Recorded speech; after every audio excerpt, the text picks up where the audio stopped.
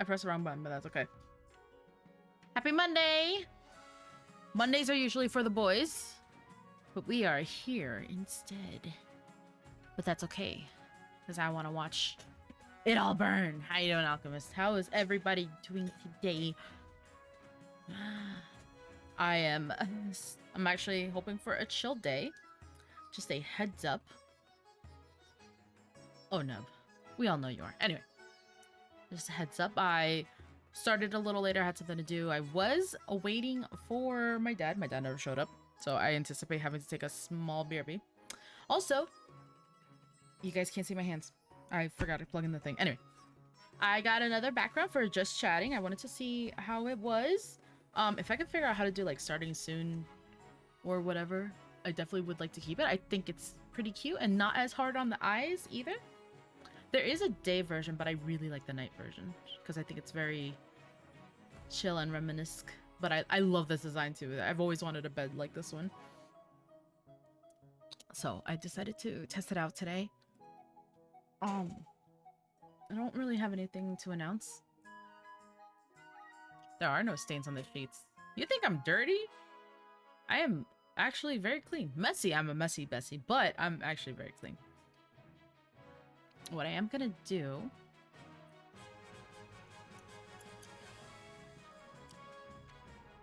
Let me...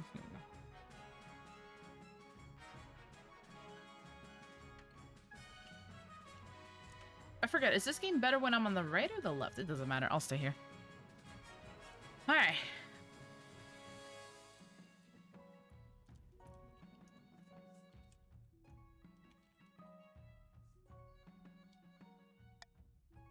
Alrighty.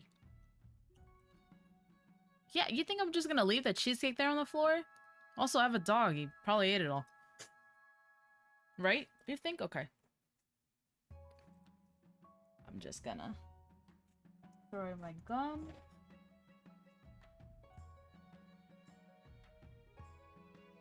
Oh, I just got this off Etsy. I didn't commission it or anything. See, if I was smart, I would just commission one. But I'm not smart. Is the extension on?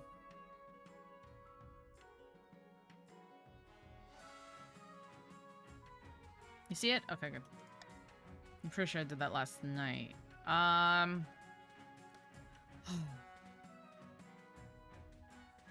You see it? Okay, thank you, Alchemist. We're gonna... You know what?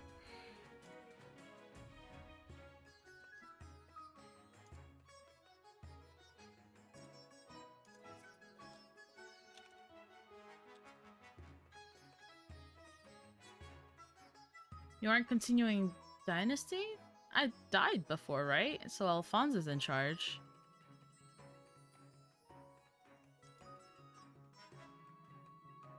Yeah, I think that was the I don't want to play as Alfonso.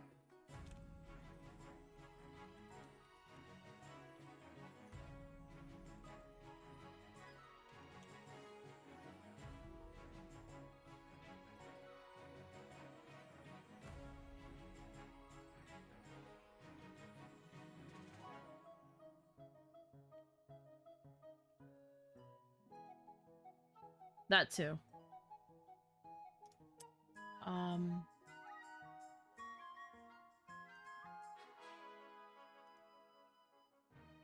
I'll let people decide which regions to include. I'll give it a couple minutes anyway because I gotta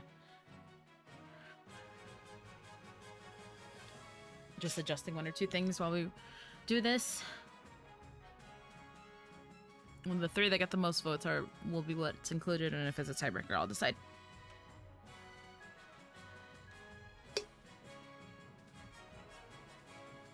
How you doing, Dragon Knight? The Cloud Tyrant? Wouldn't it just be a Clown Tyrant?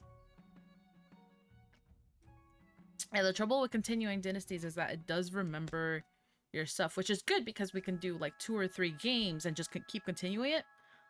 But when it's from another time, you know, not everybody's here. So it's a little bit unfair.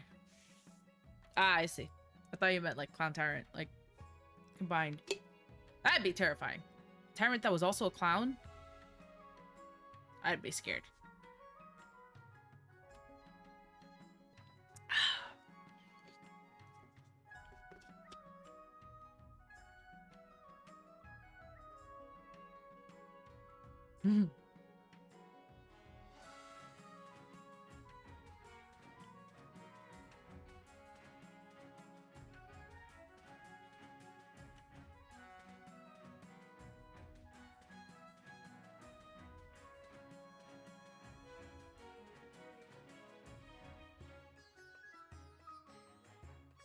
I'm working on another Nia model because I've gotten all the data I need, and I've been very happy with the way that. Okay, a little bit of Nia lore. Every week, I've actually been using a different model, but I've been doing like tiny little tweaks to like the expressions and the way her mouth moves and stuff. So this is like the 7th purple Nia. Because the stuff that I've been tweaking, like with eyebrows and like the way her eyes like move and stuff, and especially with the mouth. So I'm finally happy with the way that she talks and reacts to stuff. Especially, and the hair bounces too. I've been like adjusting, so I've been really happy with it. So now that she's finalized, I'm gonna transport the magical girl outfit and the little buns to her.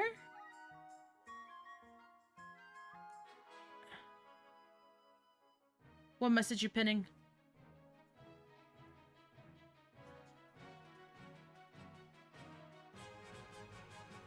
Anyway, so yeah, that's fine. Go for it. That's weird that this game doesn't have a bot like that, because crowd control does, and I really like it. Oh no, cheesecake! 2 months, baby! I still remember Smug Nia from the working products. Smug Nia is around in spirit, at least. Mr. Leolan, thank you so very much for the resub, by the way. 2 months. Time flies when you're having fun, right?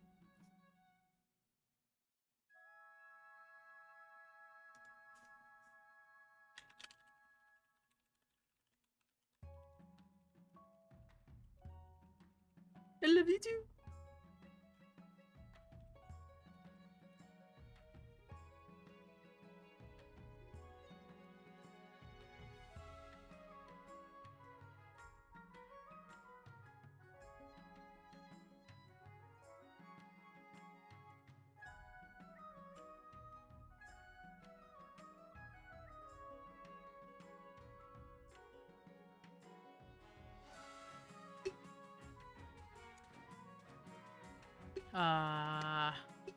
Oh shit, what was the results? They didn't show me the results.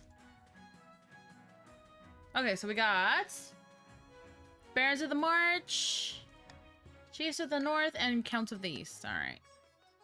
Red, blue, purple. Looks good, looks good. No complaints here.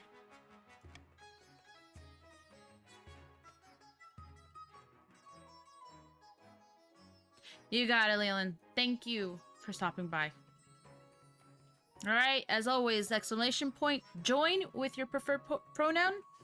You could do he, her, or they. I believe they also works. Jiro! Join in chat. Sarah, please.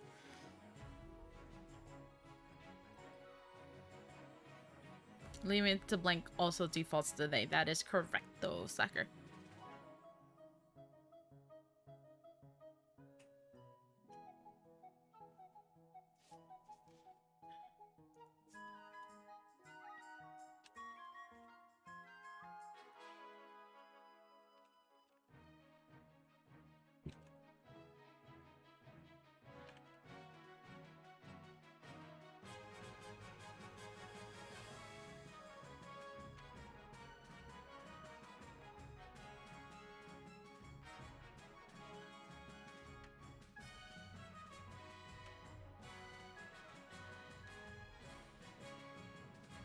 Much like my warlockiness and WoW fitting.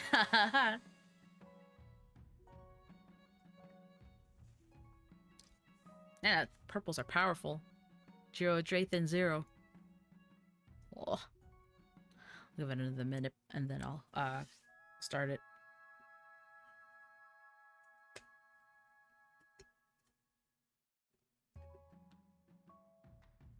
You got a sandwich. God, imagine being at work right now. Oh, God. I feel so bad for you guys. It's funny because before I started streaming, I was actually really stressed about being unemployed. It was bad. I think Donut says he's gonna just watch. Yeah, but that's different. You have, like, different shifts. I'm just talking about being employed in general.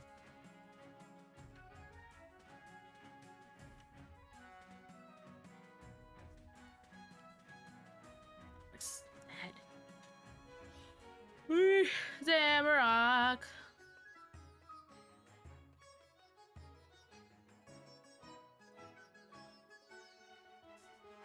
No, we got 12. Just might as well start it off.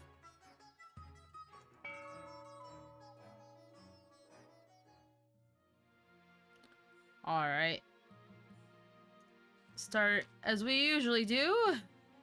Your Majesty, I've concluded your coronation to take place in a week's time. Shouldn't I be giving the orders now? Of course, Your Majesty, but to delay any longer would make the nobles restless. And when nobles get restless, they take their daggers and look for the nearest back. Oh, okay. I guess I wouldn't want that. Alright, as is tradition, the council will decide what happens at your coronation. So, let's get this over with. What kind of coronation should be held for the new king? Bleh, queen. Remember. Oh, I'll start the vote. Sorry. Remember, the way to vote is to type exclamation point vote and then the letter corresponding with the decision you would like to make. Yep.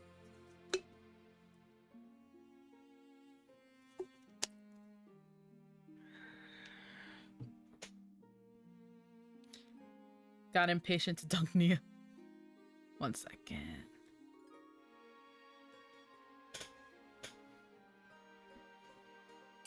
There is only one option. That is correct. Sorry, I need to text someone, but I will continue. Alrighty. It is decided the queen will be thrown in the river. What? What kind of coronation is that? Very traditional ceremony, dating back to Queen Alma the Wise. It is meant to represent you as being reborn as a true queen. The nobles pick you up and carry you out to the Treadwater River, hurling you into the shallow water with a cheer.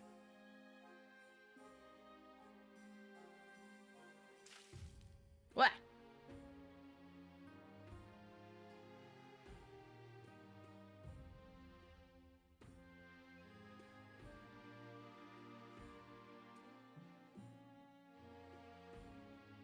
Okay. My mother is home, so she can take care of whatever it is that my dad needs to do. Okay. Move? Yes, alright. When you climb back up the bank, soaking wet, the Chancellor steps forward and places the crown above your head. Upon your head. I can't read. Check if she's a witch? Fair. Is it your imagination, or are some of the nobles stifling giggles? Nah, it must be my imagination. Alright. Now that you're the queen, the first duty is to meet with the Council of Nobles. Your nobles hail from all across the kingdom. The wintry north, the desolate east, and of course, the bleak march. Good luck in the days ahead, says Chief Starup. Your Highness. Oh. Good luck in the days ahead, Your Highness, says Chief Starup. God, I wish I could read. You'll need it, dealing with us lot.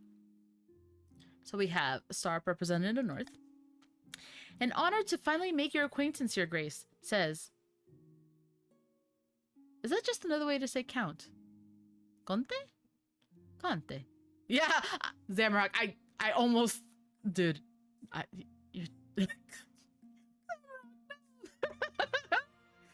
Count Zamrock says, may you escape the doom that befell your predecessor.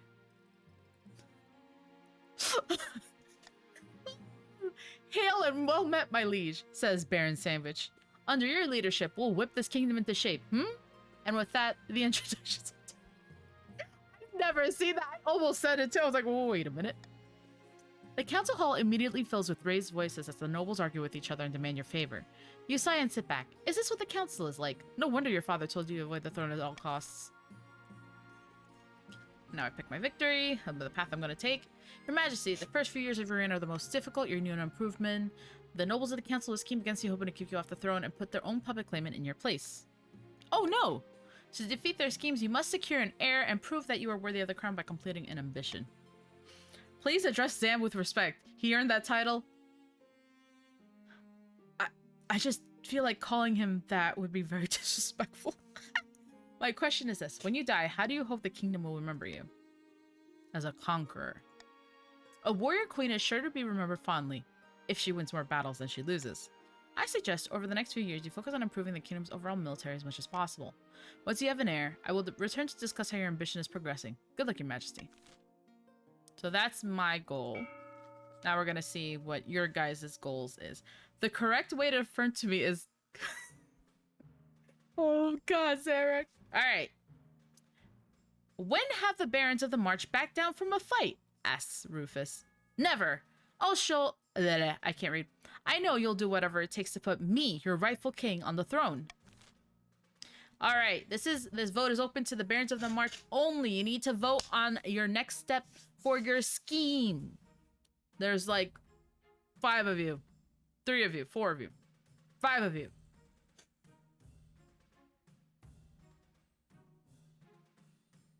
Barons are gonna have to vote.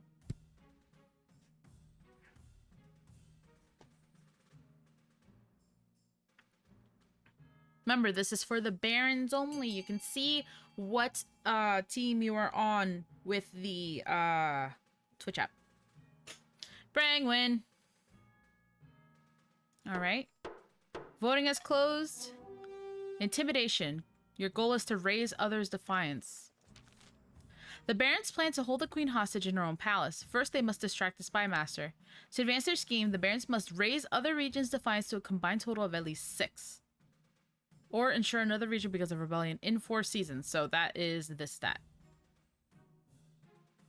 That's right. You're Draythion's purple and you're blue, Brangwin. That is a first, actually. Alright. Now we got the Northerners. Chiefs of the North, we all know I should be on the throne, not this imposter Queen Nia, says Grimulf. How do we make that happen? Alright, this is for the blues. You have to choose what scheme you're gonna pursue. Ragnarok, Prophecy, Hornblower. Interesting. I ain't red as well, I just threw a vote to be in it. That's fair. Alright, it's basically unanimous. They all picked Ragnarok. The chiefs plan to make an alliance with the ice giants to take over the kingdom. First, they must not be weak, or the giants won't take their proposal seriously. To advance their scheme, the chiefs must raise their military to 5 or more in 3 seasons. Well, that was easy for them. My fellow counts! In ancient times, the East was its own proud kingdom, says Evisa. Evisa? Evisa. We can bring back those days of glory, but not while the false Queen Nia wears a crown. Alright, these are for the purples. Which scheme should the counts pursue to overthrow the new queen and place the preferred claimant, Ivica, on the throne? Oh, Ivica. There's Ian.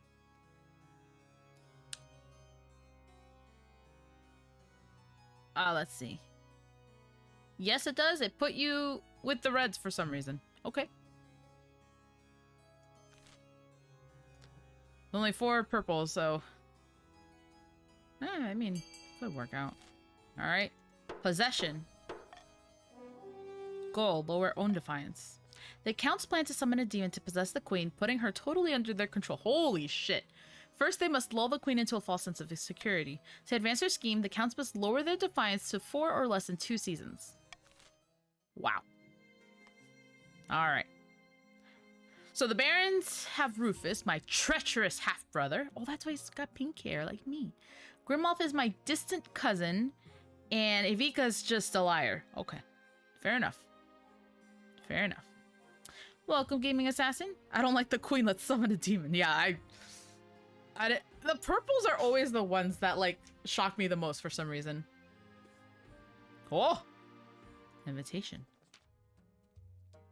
Your Majesty, this year we will be holding the Winter Feast in my clan hall, says Chief Brangwin.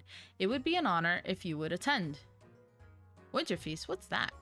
10 days of drinking, eating, fighting, competing, drinking, singing, stamping, drinking, and drinking. He said drinking like 3 times. Okay. That's all you gotta say. I look forward to it. All will take place at the coolest time of the year, as those bury us in, but you won't need to wrap up warm. That's what the whiskey's for. Yeah, let's do it. I can't wait. Winter Feast is a special time of year. You'll see. Did we mention the drinking, though? Only goat piss, though, no alcohol. Your Highness, this is an outrage, says Chief Manerick. Baron Eon is trying to steal my bear from under my nose. How could you do that, Jan? Jan, what do you have to say? It's not his bear. I was about to buy this beast from an adventure in the Tatterlands when Chief Manrick turned up, shouting and raving about Skirnorn. Who's Skirnorn? The northern goddess of medicine and knowledge. The bear wears her mark upon her brow, clear as day. Tell me more about the bear. She's a magnificent specimen. She'd be a great addition to my menagerie. Oh, okay. Mark my words. If this bear is not brought to the north where she belongs, there'll be trouble. Alright, what should be done with this potential sacred bear? If it's sacred, Chief Manerick should have the bear. Finders keepers, Baron Neon can have the bear. Encourage a bidding war between the 2 nobles. I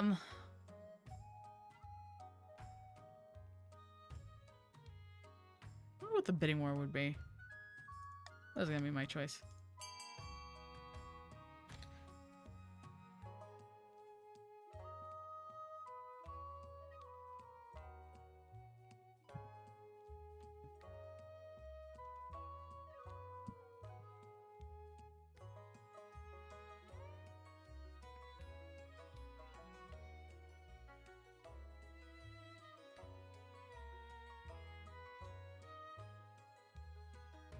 And did we get more people? Oh, we did get more people.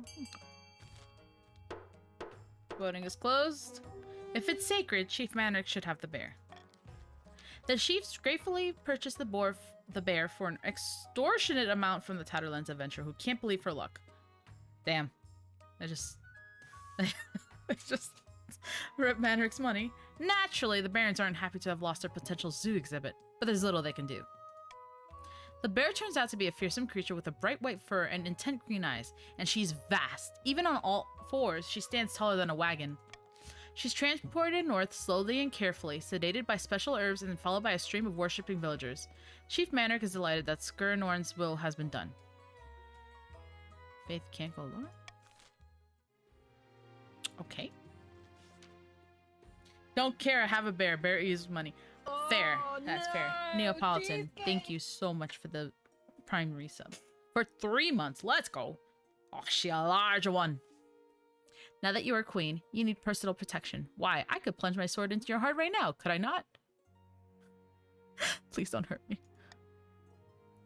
Jack, thanks for the head pat. Also, welcome affordable waffle iron. That's a good name. You need an honor guard to keep you safe from such dangers, Your Majesty. Unfortunately, this is a political decision. But what about the Palace Watch? Hoorah! Don't make me laugh, Your Majesty. These tin soldiers can keep out the riffraff, but do you expect them to stand up to a warlock, or a child of the Viper, or me for that matter? Aww. Each region offers a selection of elite guards. The chiefs with their most famous warrior heroes, the counts with the Knights of the Order of the Drowned Rose, and the barons offer a squad of battle-hardened veteran warriors. Think carefully, Your Majesty. These guards' loyalties would be divided between you and the region. Of course, you could just hire foreign mercenaries. They'd be lords of coin above all. Alright. These are the Northerners, bearded oafs with axes and no manners. They'll get drunk and cause trouble in the palace. No discipline at all, and I can't guarantee they won't run off on some random quest. But they're honorable, and in a fight, unbeatable. So an order of people who can't take care of flowers. Nice. I feel bad for the Palace Watch, honestly. The Order of the Drowned Rose are highly respectable. They'll understand palace etiquette, but it's been years since they fought an actual battle. They mostly write poems these days. These are the March ones. These soldiers have fought more battles than they've had hot dinners. They'll be uncouth, no doubt, and won't adapt well to life in the palace. But they're loyal, and they're tough as nails. I'd pick the palace guards, too. Sheesh. Hey, Raikane. There's Tyr. How you doing? What foreign mercenaries? A band of fearsome fighters from the Tidelands called the Battle-Bitten Brethren. They specialize in bodyguard work, but they're costly, and hiring foreigners will be considered an insult to all the regions. Alright. No need for a guard? Y'all are trying to kill me, Nihilum. I think I need a guard. The question is, who do I make angry?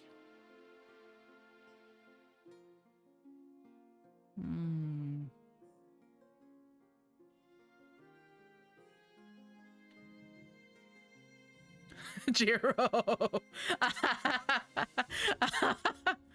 No, we're here to kill you. We just tickle you with some sharp objects. We want to make you sweet, sweet poems. You should have the people planning a military rebellion be guards. That's funny. Ah.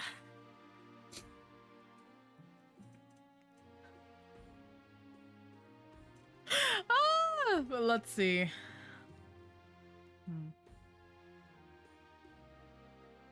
I need to get everybody's military up.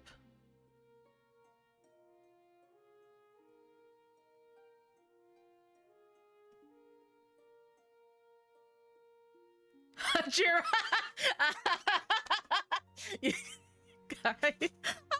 Okay, just for that. Just for that. We'll do right? Is the Eastern Knights? I will make the arrangements at once, alright. So now they're loyal and everyone else is like angry. I can't let Jiro down again, that's absolutely right. The knights arrive a few weeks later. They are all extremely pale and extremely polite. The commander introduces herself with a florid bow before reading out a poem she's written for the occasion. Okay. Alright, that's the end of that season. Okay, so now this is the auction. So, nobles use their personal wealth to bid on buildings, and only the 2 highest funded will be built. Use the command fund XY, where X is the character code and Y is the amount you're pledging. So if you want to vote for the aqueducts, for example, you would do exclamation point fund A and then however much you want to put. You can and will let him down again. Fair. Have a good one, Neon. Thanks for joining in. I'll start the auction.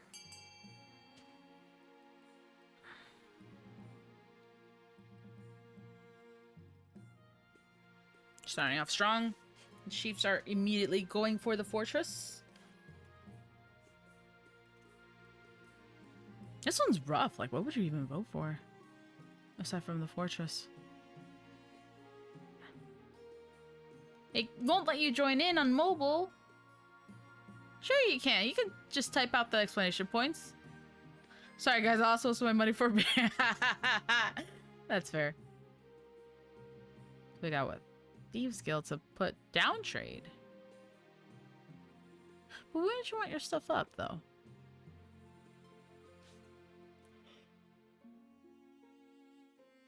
I always thought these were like related to like the schemes and stuff, but I guess it is randomized and it's just been lucky the entire time.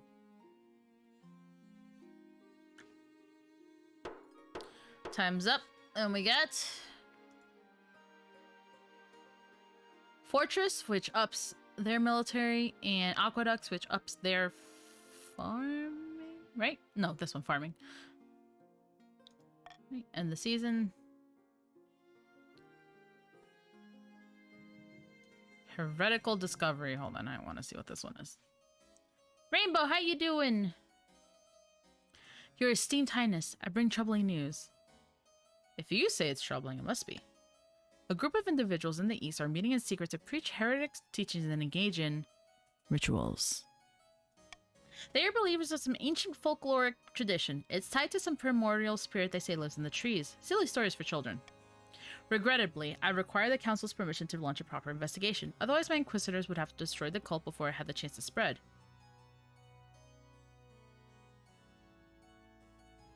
I'll hold the vote. Let's forget about it. Forget the nobles. I give you my express permission. Yeah, why not? Oh, I can't click on it. But I want to piss everybody off. Oh, well. Alright, what shall be done with the cult rising in the east? Send inquisitors to the east to investigate the cult. Deny the Inquisition access to the east. Repeal the law that prevents the High Inquisitor from investigating at will.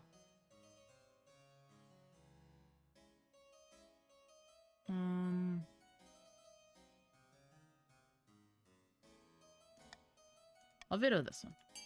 That way they go. Was that worth vetoing? I feel like I'm gonna end up... Oh, I don't have the authority for the third option. I see, I see. What?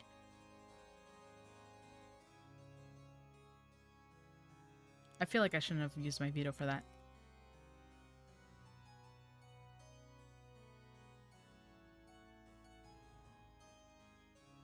Mustability.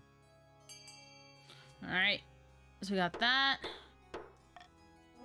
Send Inquisitors into the east to investigate the cult. The Inquisitor and their followers are swift as they are ruthless. Within a month, defeated corpses of the heretics hang from the battlements of Mezangirn, the town where the cult had begun. Faith went up. My stability went down, but that's fine. Still stable. Alright. A blood-red comet was spotted in the night sky over the east, Your Majesty, says Count Affordable Waffle Irons. The peasants are claiming it's a terrible omen. The common folk are on the verge of panic. Is there anything I can do? Let me see. Tell the church to dispel just such baseless superstitions. I'll tell them there's nothing to worry about. No, just peasants being peasants. Well... You have 6 faith. It's got 6 faith. Tell the church to dispel it. The priests of the east preach that the comet is actually a good omen due to a new interpretation of an obscure cluster of stars. Let's go. My stability went up. Faith went up. Fortunately, the church is trusted enough in the east that the peasants believe their pastors. The comet is celebrated as a sign of the ninth god's favor. Not bad, not bad. Alright, time for the second fight. Finding a spouse. In the twisty passages of your castle, you can avoid your advisors, the nobles, even the spy master. But there's one person you can't avoid. Your mother. Well, my mother. But mother, I don't want to get married. Nonsense. A queen cannot rule alone. Don't worry, I'll take the liberty of finding eligible candidates. What is your preference? Men, women, or do you not mind?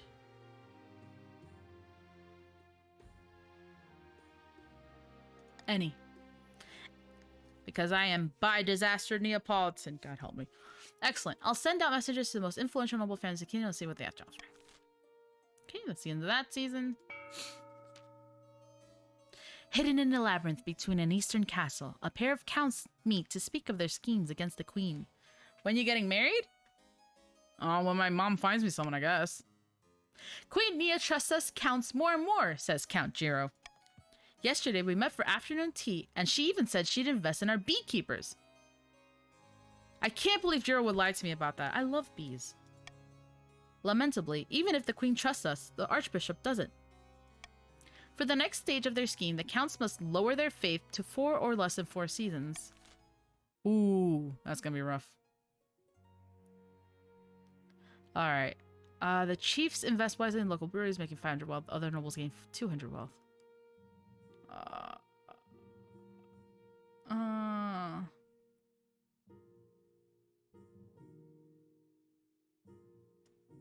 I'll just do common tax. That's a hard ass given the 5 faith they just gained in 2 events. Yeah. They get money, they lose money. Tax the blue. That's fair, actually.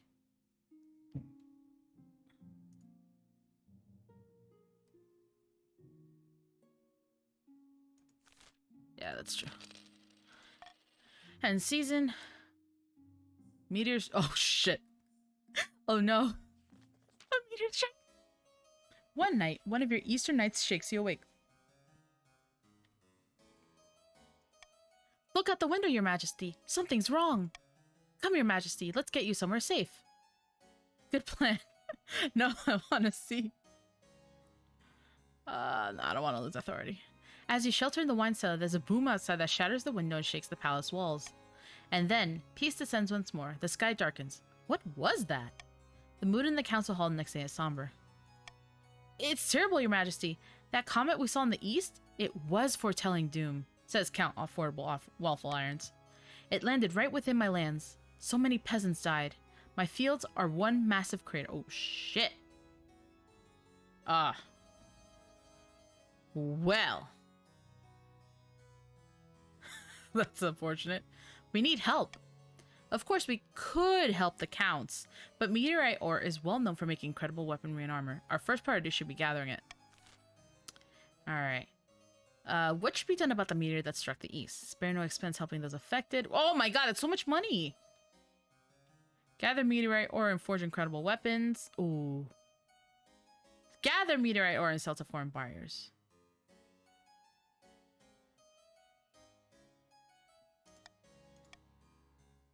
I'm not a bad person. I'm not a bad person. I am a bad person. People dead in the fuckers, but I don't want to lose that much. I got the last game over I got was because I ran out of money, so I don't want to spend that much. Yeah, I'm kind of a bad person.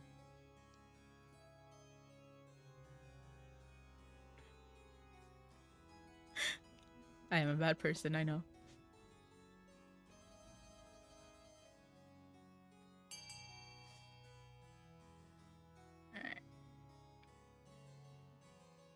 Oh wow, everybody went for B.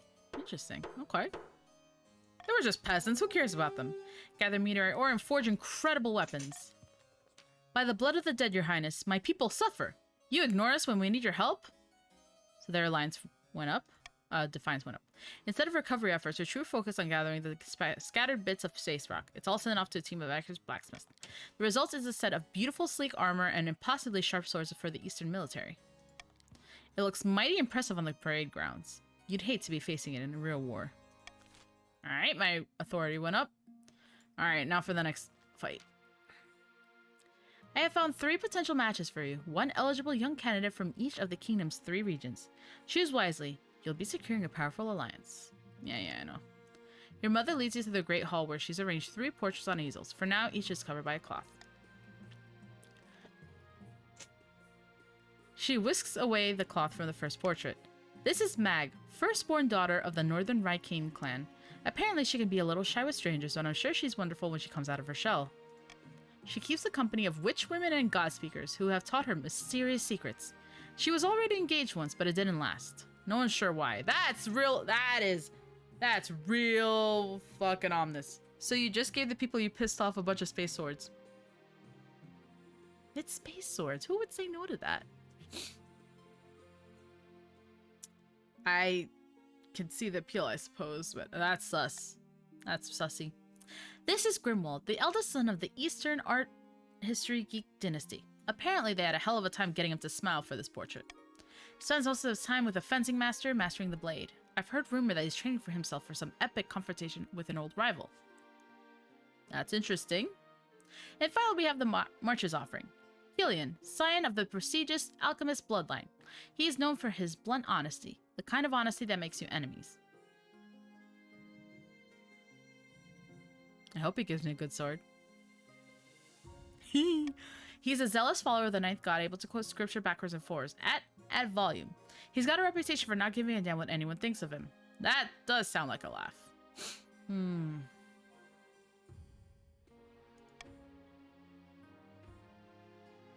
Yeah, most I'm not gonna lie, your descendants kind of suck, guys. I feel like she's gonna curse me, though, Donut. I feel like the blue candidate's gonna I'm gonna wake up a frog. I don't want to be a frog. Benno, how you doing? Oh, you've been around here. The blue person is sus. It's probably between purple and red. I'm an avid fan of dark magic and all things spooky. See, I usually am too, but if that spooky magic is not at me. Lady gonna curse you, old guy gonna die in that duel, other guy gonna get everyone rioting. Yeah, this is, oh man. This is hard. This one's hard. Usually I'm like drawn to one person for whatever reason. But this one I'm just... I don't know about that. I don't know about that.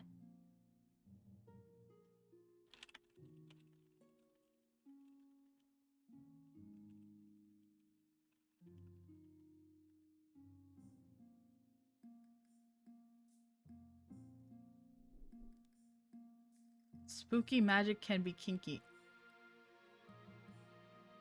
What?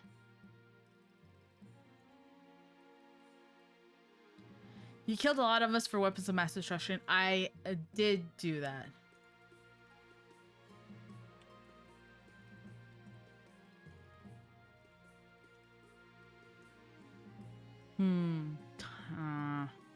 Hey, sandwich.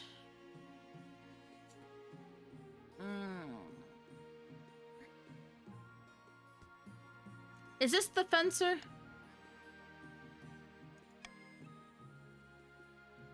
I think the fencer would be funniest. If you pick purple, you get a cunt in bed. Fair. Fair. I want to see this guy's duel.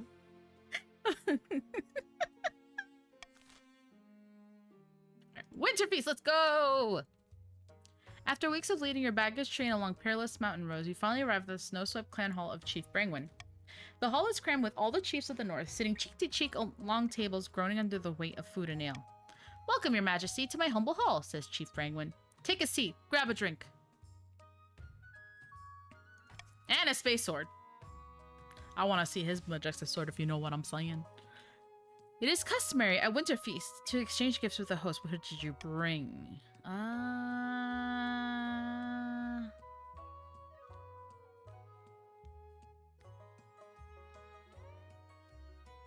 Some fine silk punch. No. Oh, that's 1,000. That's too much money. An axe. What extraordinary craftsmanship. Useless as a flagon full of seawater, of course. But it certainly looks pretty. I'll make sure all the chiefs know of your generosity. All right. So their defiance went down a little. Spent a little money. And Brangwyn got some change in the pocket. You know what I mean? They better not backstab me. That's not the kind of stabbing I want. After that, the feast lasts long into the night. The fires roar, the bards sing songs of the old days, and a lake of ale is consumed. A couple hours in, you are very drunk. The chiefs appreciate how much you're getting into the spirit of things. They roar with laughter at your mumble jokes. Someone claps you on the shoulder so hard your crown falls into your beer.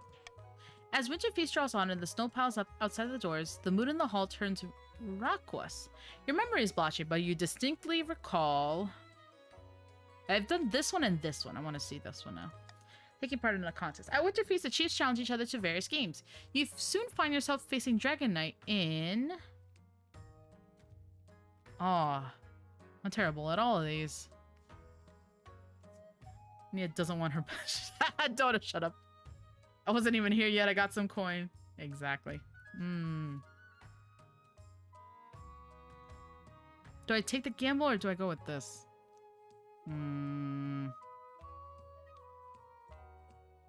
Not the axe throwing throughout. That's only 5% chance. I'd be terrible at that.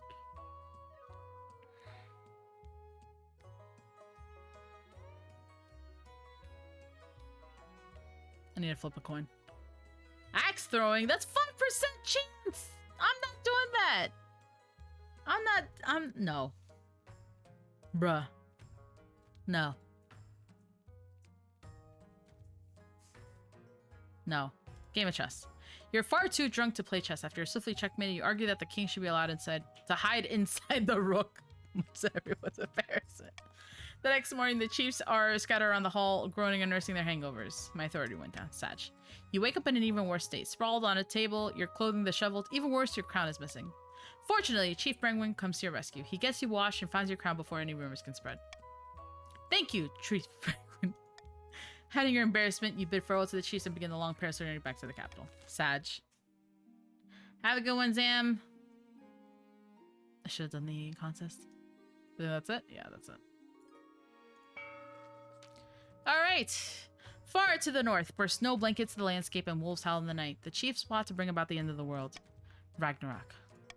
Praise Morgana. Initial talks with the ice giants are going so well they've gifted us a new patch of fertile land in the northern valleys. The gods are good. With luck, this will be the foundation for an alliance strong enough to rock the world, says Chief Needleholm. Aye. The ice giants are formidable allies, says Chief Tyr. Tall as a building and limbs like tree trunks, and those southerners don't know how to fight them like we do. But first we must offer the giants something they desire. I've read that wrong, I'm so sorry. A whole kingdom's worth of pillage? Just what I was thinking. If we fill the kingdom with bountiful goods and plunder, the giants won't be able to resist. For the next stage of the chief scheme, they must raise other regions' trade to a combined total of 10 or more in 3 seasons. Which they almost have. It's at 9. Okay. Okay.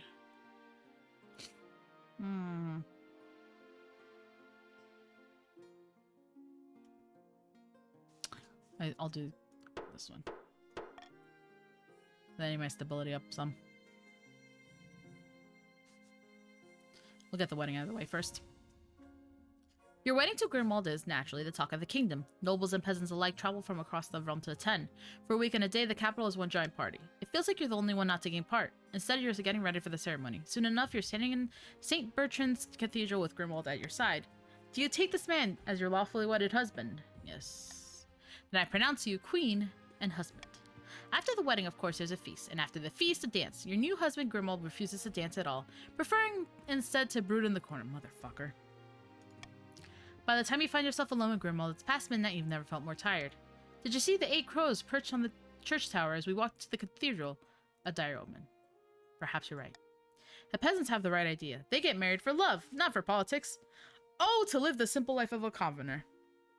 There. We're in this together. I never get a spouse that actually likes me. You comfort Grimwald long into the night, listening as he expresses his doubt and fears. As dawn breaks, he falls asleep on your shoulder, exhausted. I just want someone to love me, bro. Hungry bear. I wonder if this is Manarix bear. Yes, it is! Our wondrous bear is thriving in the north, your greatness. Just as Gurinorn would wish. The god speakers have gained visions of new herbs and medicines ever since she arrived. Thank the gods! Time for the real questions. Is she adorable and fluffy? She's an avatar of one of our most powerful deities, your greatness. But yes, she's very fluffy. Good. Paladin, how you doing, cutie? The only thing is that, she's eating a lot. Our hunters have to push into the frozen wastes to find enough food to go around. Oh. Having second thoughts, are you? Says Baron Neon. Maybe the bear would do better in a nice cozy menagerie. Oh boy. The sacred bear has put a dent in northern food supplies. Can the council help? Man, the other nobles donate their crops, import fine meats for... hell no! That's a lot of money. Leave the chiefs to feed their own bear. Transfer ownership from the bear to Kushal.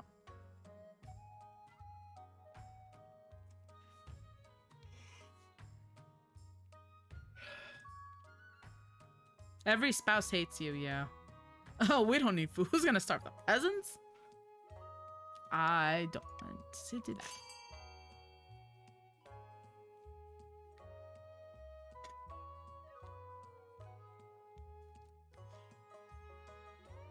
Have I ever mentioned how much of a bop this music is? I think I've said it like 6 times, but I'm gonna say it again because this music is a bop. I kind of want this bear to turn into some monumental bear god kind of thing. I'm surprised it has its own storyline. I think it's cute. Just grows and grows and grows. I mean, Manrix said it's a avatar of the goddess, so we'll still have to see what happens.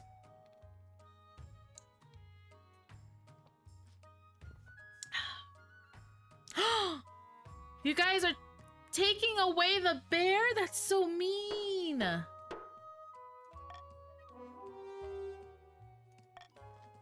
Great God, not our bear. By the 9th, how could you do this to us? To say that the chiefs aren't happy is an understatement. Riots break out across the north. Someone breaks into the council hall at night and scrawls the symbol of Skurinorn over the walls. The bear is transported once more. Back south this time. She's increasingly impatient and eats one of her guards along the way. Hopefully she'll settle in more comfortably once she gets to the menagerie. I did not think you guys were gonna say that. Do that. Alright. Your Highness, the scholars and great things of the March have invented a new farming implement, says Chief Nihilum. Are we in the March? Okay. Some kind of horse-drawn machine that automatically reaps and threshes grain. They call it a wheat eater, and it's revolutionizing agriculture. It would be of great use to us in the north. Our farms are struggling to keep up with demand, you know. We'll not share the designs with the likes of you, Northern Leech, says Baron Nub. Nub the bully. Our people worked hard on that machine. We deserve to reap its rewards. Not you. Alright.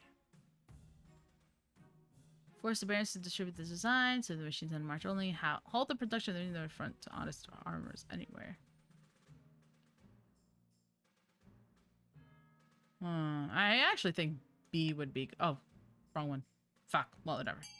I think B would be better, but...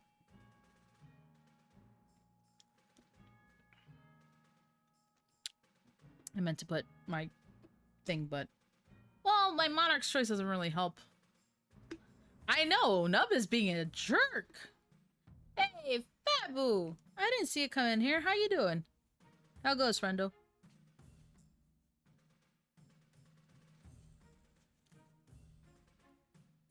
Hope everything is well. I hope you had a good weekend. And people have spoken. Compensate the barons for the invention. Oh, wow. Doing well. Had a good weekend. I'm starting to empty out my closet now. I have a date for my moving where the boxes are going to get shipped out, which is the 13th or the 14th, somewhere around there. Obviously, the barons for the invention and share it with the other regions, which is very exciting, so I'm happy. A fair price, I suppose, says Baron Nub the bully. Stability went up, Baron's wealth increased, treasury went down, which is fair. Rewarded for the ingenuity, the barons are satisfied, as is everyone else, who produced brand new wheat ears for their farms at lightning speed. Alright, good. Everybody's farming went up. That ends that season. Deep in the forest of the march, Baron Slacker has gone boar hunting with a few of their close friends. Damn and blast it, the Queen's spies still follow our every move. We'll never catch her unawares at this rate. We need to step up our efforts or the throne will forever be beyond our reach, says Baroness Nebula. The Baron's aims is to raise the other region's defiance to a total of at least 6, or ensure another region begins a rebellion. Alright, blues and purples are on 2, reds are a little bit behind. I still don't have an heir. Rising temp... Oh, Jesus Christ.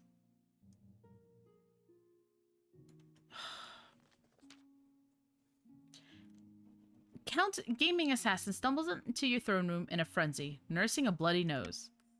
Your Highness, your king consort is out of control, says Count Gaming Assassin, completely unhinged. Why? I think he's broken my nose. No need to cry about it, you big baby. That's what you get when you insult my parents. I only spoke the truth. Regardless, you were the one who escalated to violence. I demand recompense for my injury.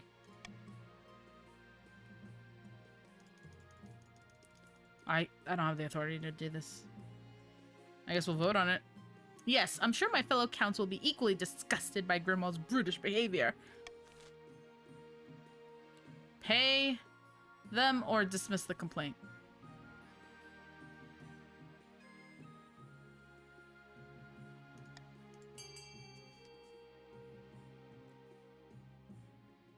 I thought Grimwald would just had like a rando rivalry with someone. I didn't know it was like an actual player character because that's kind of funny.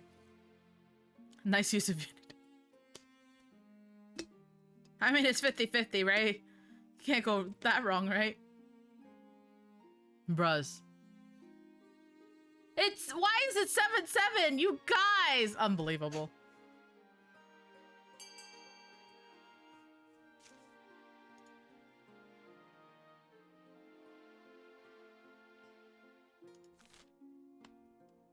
Unbelievable.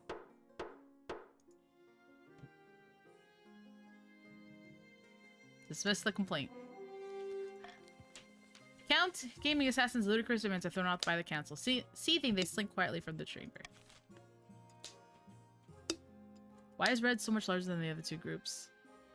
What the hell? It's supposed to, like, fill everyone in. I don't know why it does that. I guess blue left. Nah, Tyr's here. And so's Manerick. Well, that's unfortunate. Alright, the deceased or dangerous roads. Is this the meter people that I didn't care about? The elderly Countess Iolanda, a cousin many times removed of Count Dratheon, died in her sleep last week. She was nearly 90, would you believe? I'm sorry, friend of yours? Not at all, your majesty. She was very wealthy, however.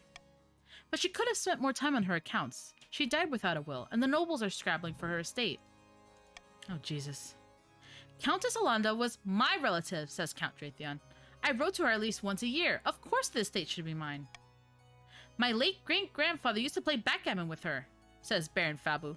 He swore she intended to leave it to our family. By the blood of the dead, that's a pitiful claim.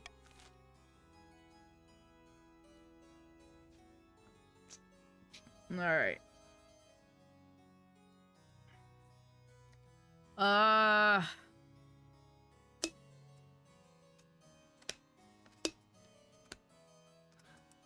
can't believe... Nah. I think it should go to the blood relative. That's what I say. Base inheritance on backgammon. That'd be interesting laws. I know, right? That'd be stupid.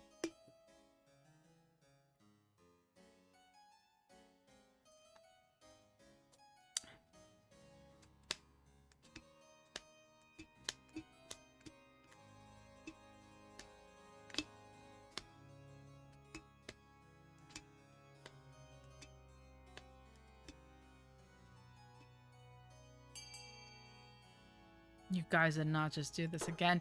What? You guys tying things? Fine, if I'm gonna pick this one. My choice. Baron Fabu shakes his head, muttering with his friends about favoritism in the council. But Count Dratheon and the other counts are delighted. They even send you and the treasurer a gift basket as a token of their appreciation. Woo! Oh. Pure favoritism. See how kind. Oh, Jesus. Your Highness, the merchants in the march are complaining about bandits, says Baron Zonak. The marcher roads are too dangerous to travel, even with guards. Gangs of highly organized, well-armed highwaymen will ambush merchant caravans and steal absolutely everything. Oh, Jesus Christ. No, we're gonna do something about this, so I'm vetoing that, so something is... I don't like this one. 50-50 is risky, but...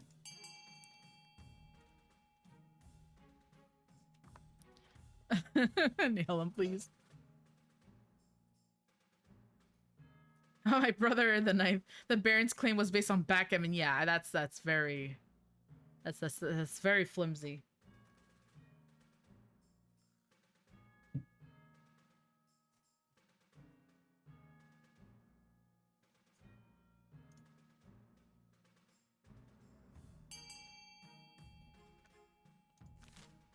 Y'all!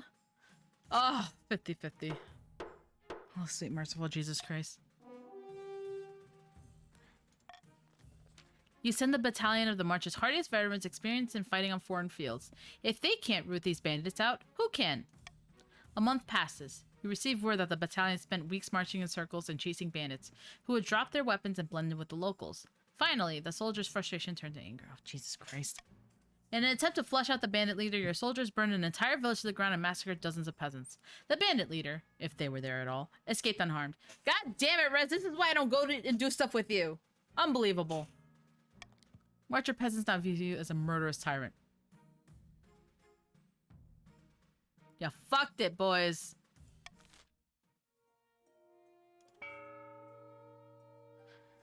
Ah, here's the auction. Yeah, I don't like any of these.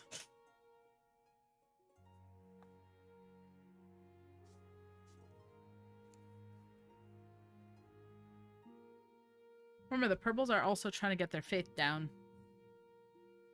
And the blues want trade to be up for reds and purples. So keep that in mind. Yes, also that too, what Donut says, you can vote for other buildings even if that's not your color. As long as you have the letter and the funds. Looks like it's pretty unanimous at least.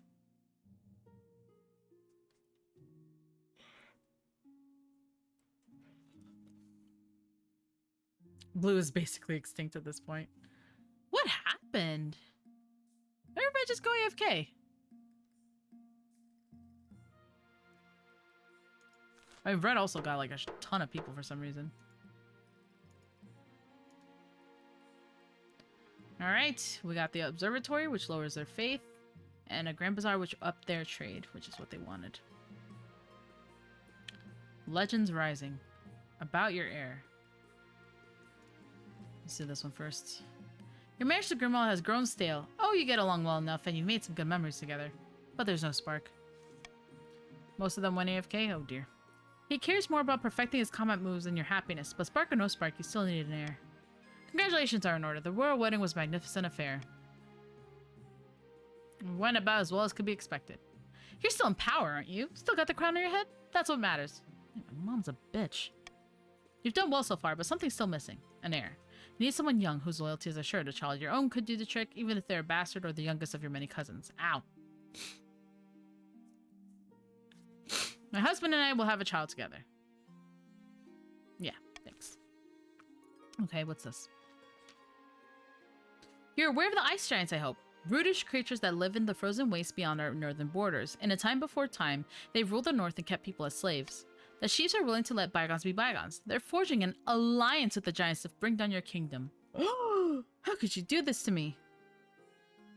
Ice giants? That's even worse than I thought. Quite. My intelligence suggests the chiefs had offered up the kingdom as a plunder for the giants when the time comes.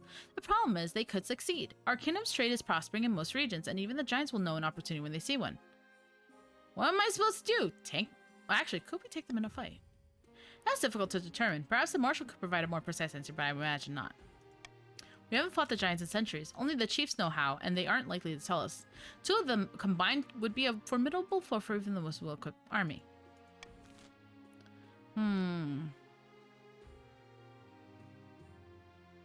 Send tribute to the ice giants. I don't like that. I'm gonna veto this one. So we could either delay the scheme or trust in the strength of our arms to defeat them. Purple has space swords. True. True.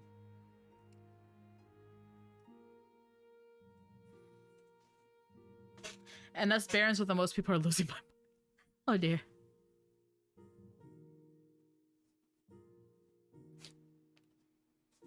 And make a wall joke, but eh. For one, it could have worked. Maybe. A wall? I really don't think that's necessary, says Chief Tyr. Such things are always torn down eventually. Perhaps he's right, but at least it'll take time for the giants to tear the wall down. Work on the so-called Nia's wall begins right away. There's no time to waste. The chief's stat goal will not be evaluated to the end of the next season. The burnt village. Oh, Jesus Christ. Your Majesty, the peasants in the march were enraged by your response to the bandit problem. It was a 50-50, come on!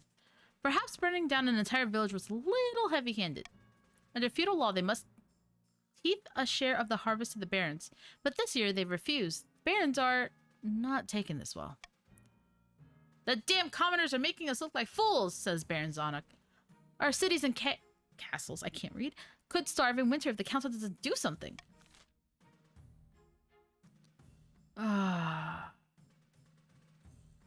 Let the peasants keep their grain. Barons shall pay for the harvest rather than collecting it as tax. Oh, I can't veto the top one shit.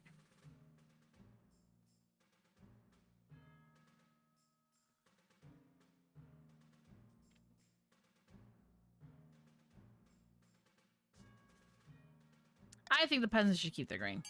In my opinion. Not our fault your soldiers are incompetent. It was a 50-50. I can't control that. I can't control the roll of the die. I wish I could. I'd go to Vegas and win so much money.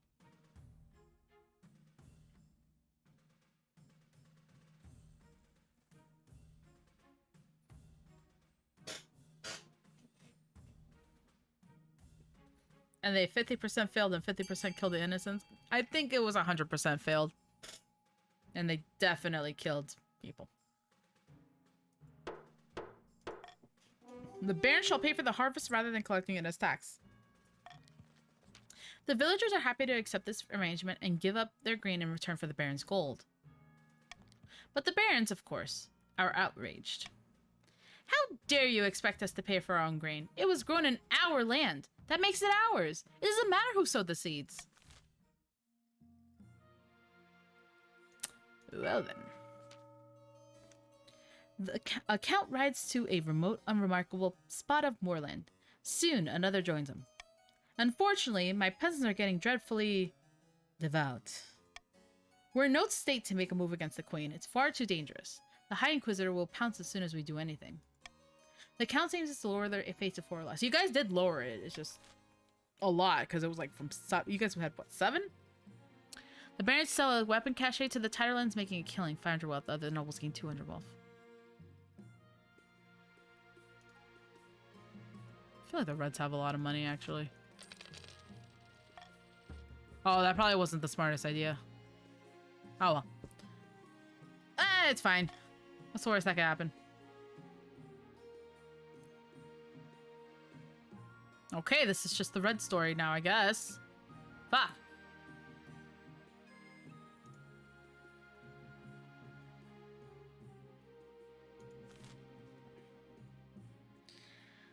Overrun by bandits. God damn it. Every day, more bandits attack our roads in the march. We are overrun with scoundrels and outlaws. The rest of the continent doesn't matter, apparently. I don't know why it does that. I think if you're gonna have the events, that's fine if they're random, but it should be like 1 per, you know what I mean? Because how are the blues supposed to like do their goal, and how are the purples supposed to do their goal? I've looked into this, Your Majesty. A leader of sorts has emerged from among the rabble. For now, the lawless scum do his bidding. Tell me more. He calls himself Thomas Greensleeves and claims to steal from the rich and give to the poor. By the 9th, have you ever heard such nonsense? Should be 1 per and 1 extra in a random area. Yeah. The local villagers idolize him. They're singing ballads about him, turning him into a legend, and they won't hesitate to let his men hide among them when the sheriff comes knocking. Who cares who he is? Says Baron Zonok. We need to kill him and teach the others a lesson. Oh.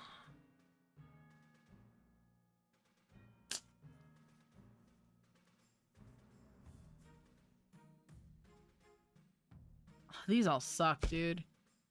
These are all terrible.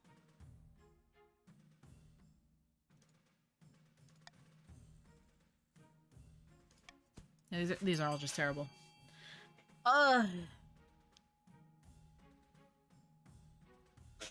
Shut up, bring one.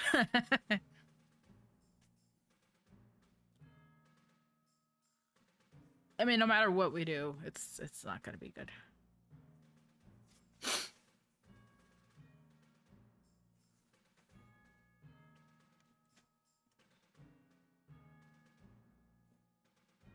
Nub wanted you taxi to... Fair.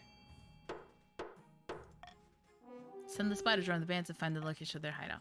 You send the spy to find Thomas Greensleeves and join his gang. It's an anxious few weeks and you wait to see if he was successful. Good news. Thomas Greensleeves accepted our spy with open arms. His gang called themselves the Jovial Jackanapes and considered themselves not just bandits but vigilante do-gooders. My spy is not yet trusted enough to know the location of their hideout, but I'm sure they'll come soon. Then we can strike and wipe them off the face of Celestath.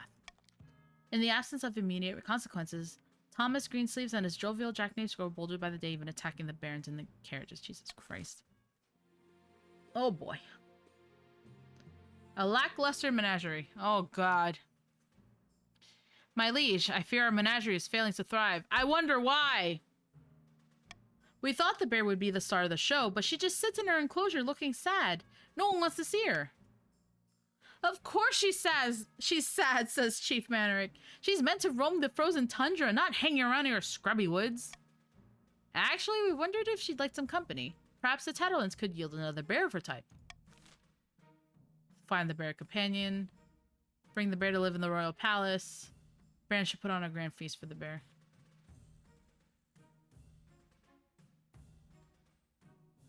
These are all terrible ideas. These are all just terrible ideas. I don't want to steal the bear. I think A or C. A would be really cute. But I feel like C is the right choice. Why are you guys giving me the bear? That bear is like bigger than a wagon. I don't think I even have room for it, honestly. Bear eat clown? Yeah, that's probably what would happen.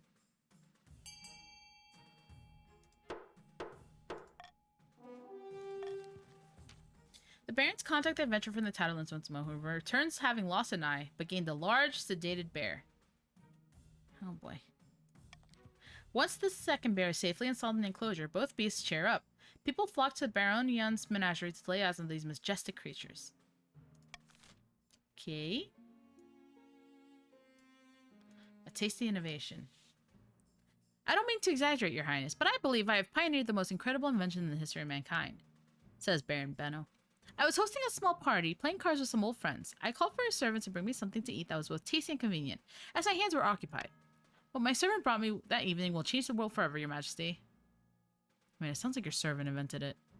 It's a sandwich again. And he's my own employee, so I own the idea. It's only fair. Behold! He holds in the air a plate. Atop the plate are 2 slices of bread with a piece of meat wedged between them. It allows the hungry noble to consume 2 slices of bread plus meat, all at once, saving valuable time. Yeah, it looks like this one's repeating. Meanwhile, the bread serves as an impregnable barrier, preventing one's hands from getting besmirched by meat and juices. Breathtaking. Naturally, since this is my invention, I propose we name it after me. In a few years' time, I expect everyone to be enjoying a nice Benno for lunch. But naturally, this innovation cannot be made available for free. Every time a Benno is consumed, I expect a small royalty payment.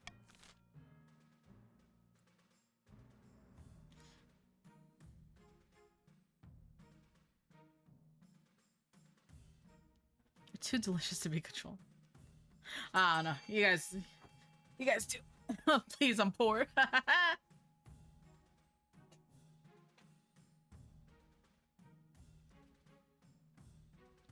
How are you gonna ask royalties for a sandwich? That's a really good question.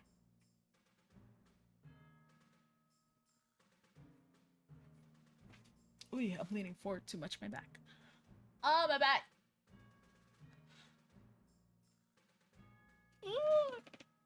Ah. Okay. Ooh, I did not realize how bad my back was hurting there. No! Bennos are too delicious to be controlled. Great God! If you don't reward me, how do you expect to motivate the next great innovator? Bennos prove a massively popular luncheon. Bakeries spring up across the march, experimenting with new ingredients. Turns out you can put almost anything between 2 pieces of bread. Alright. Interesting. I guess we'll be dealing with a rebellion. Back in the north, Chief Tyr is hosting yet another feast at his clan hall. Meat is being passed around in good measure, and some chiefs are dancing on the tables. That can only mean 2 things. Really good news or really bad news. Nihilum, pass me the drink, you old lout, says Chief Tyr. I'm drinking till my ancestors feel it. Were those ice giants I saw on my way through your lands? Asked Chief Nihilum. Have we really done it? Your eyes don't deceive you, lad. They'll be marching with us come the morrow. The gods are good. But what happens after the Ice Giants march? Acts of my ancestors. I hadn't thought about that. Someone, fetch me another drink, then assemble the other chiefs. Quickly, damn you.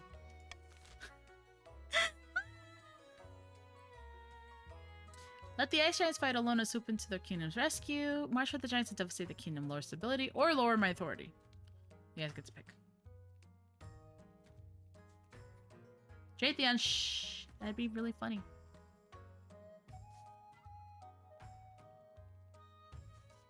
No, they're not. They haven't won yet, Jathian. They haven't won yet.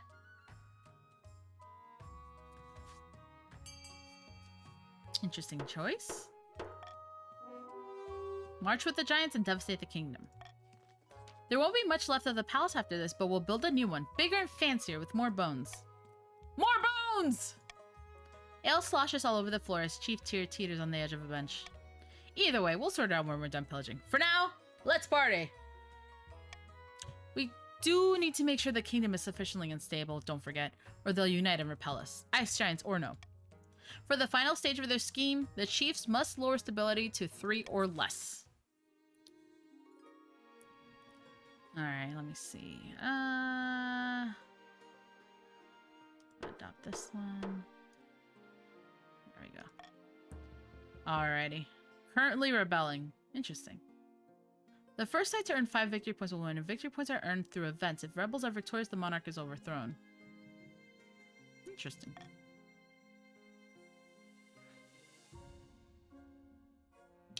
Dude, more red stuff! What the hell?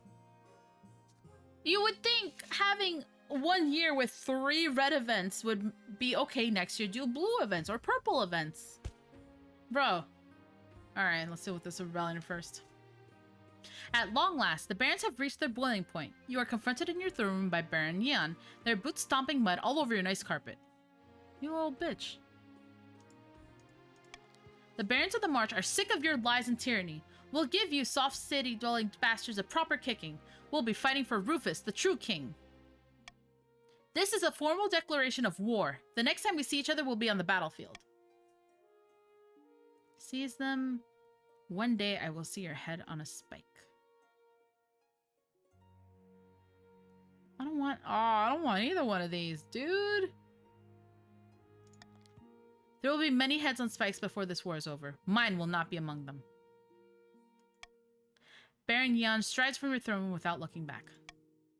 I didn't expect them to move so boldly, Your Majesty. What are our chances against the rebels? The barons are formidable, but not undefeatable. I hope they don't persuade any other regions to join their rebellion.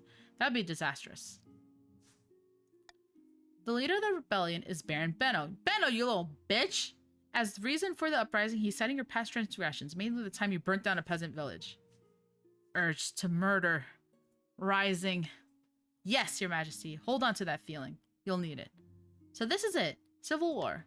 That's right, Your Majesty. The kingdom is divided. There will be a lot of death and suffering before this is all over. I can't wait. I'll go dig out the trebuchets. Marshal! Civil war is bad! Demaria, how you doing? Good to see you. And that closes opening strike. The time has come. This kingdom has grown soft under the weak and ineffectual rule of Queen Nia. As usual, it's up to the barons to fix things. With violence, says Baron Benno. Abi, my love, how are you, honey? Aye, too right, agrees Baron Neapolitan. Let's march to the capital and kick some heads in. All in good time, but we're the barons of the march. Let's live up to that reputation, eh? Let's be clever. But I want to kick some heads. Oh, there'll be plenty of that. But first, let's think carefully about where to strike first. We can launch a preemptive strike against the counts to cripple their military capabilities. Nebula, Nebula, thank you so much for the follow. Thank you. Barons, I believe you changed your name to Baron Bitch. One exam down, let's go! If we suspect the chiefs may join our cause, we can call them to war. They'll be more likely to join us if the queen's authority is low. Motherfucker! We could also call upon the church to condemn the queen. Or finally, you can send off an assassin to nip this in the bud. Jeez. Oh, this is the red... choosing. Ah, you don't have enough military, little bitches. El Bicho is my full name.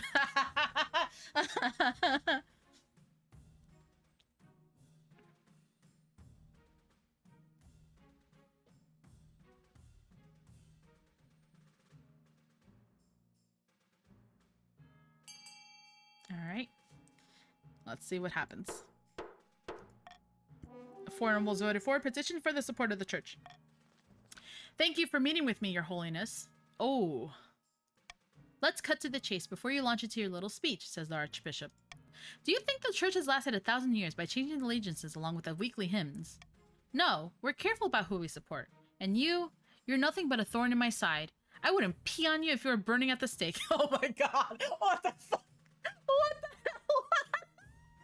Oh my god! Who says that?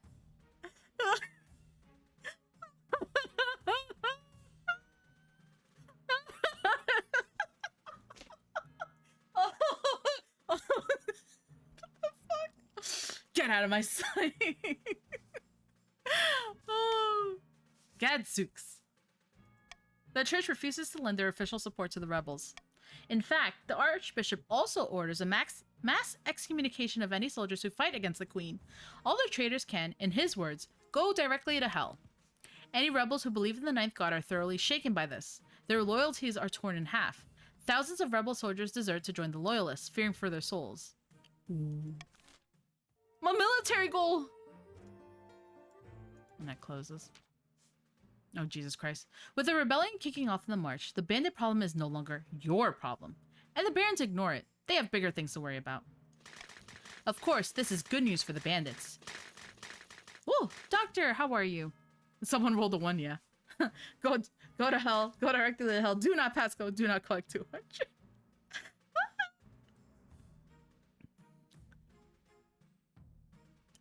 This is good news for the bandits whose numbers are swollen by deserting soldiers. They'll be plaguing roads in the march for the years to come. Ooh. Ooh. They're close. I still don't have an heir. Alrighty. There we go. Let me give birth first before anything. Your quest for an heir is finally complete. You stand before the council holding a small child in your arms. Should I die? I ask my... Oh, baby.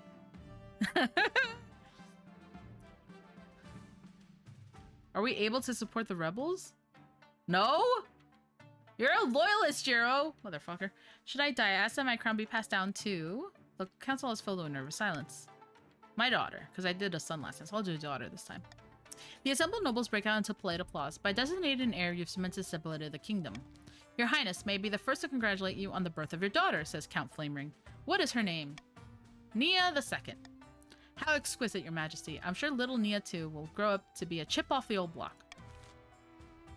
Alright, great battle. I want to see how much money the Reds had, because I know we ain't winning shit. If someone should rebel, it should be the Counts, unless they want almost assured chief victory. I love that you have no choice in the name. Yeah, basically. We got...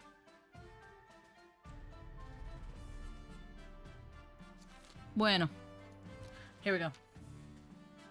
Vast armies darken the landscape like the shadows of clouds. Flags are flying, drums are pounding in rhythm with the marching of boots. The kingdom is gripped with civil war. At least, that's what you imagine. Most of your time is spent in the safety of your palace, poring over a giant mouth with your marshal. Your Majesty, the army of the march is advancing on the capital, led by that treacherous cur, Baron Benno. The bitch. I'm kidding, Benno, I love you. We have stalled shit ages till Nia wins. We could have bought the assassin. I'm actually surprised about that. No. If red gets wiped out in rebellion, the purple can just outvote blue because they... Oh boy. I've received word from the commander of our loyal forces in the north. If they march now, they'll intercept the barons in a matter of days. Alternatively, they could join forces with the army of the east. It's risky, but together, they'd have a higher chance of defeating the accursed barons. Blade Whitefang, thank you so much for the follow, and welcome. Yeah, you were nub. I did see that. What are your orders, Your Majesty?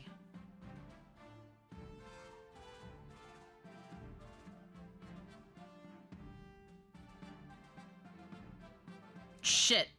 My Nia's memory just completely blanked.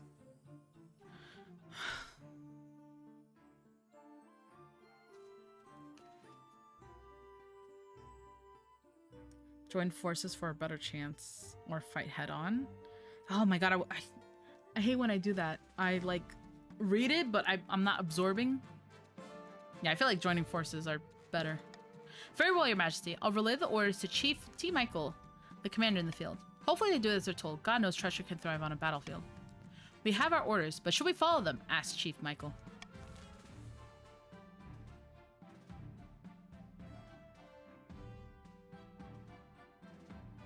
Oh. Well, I don't like this.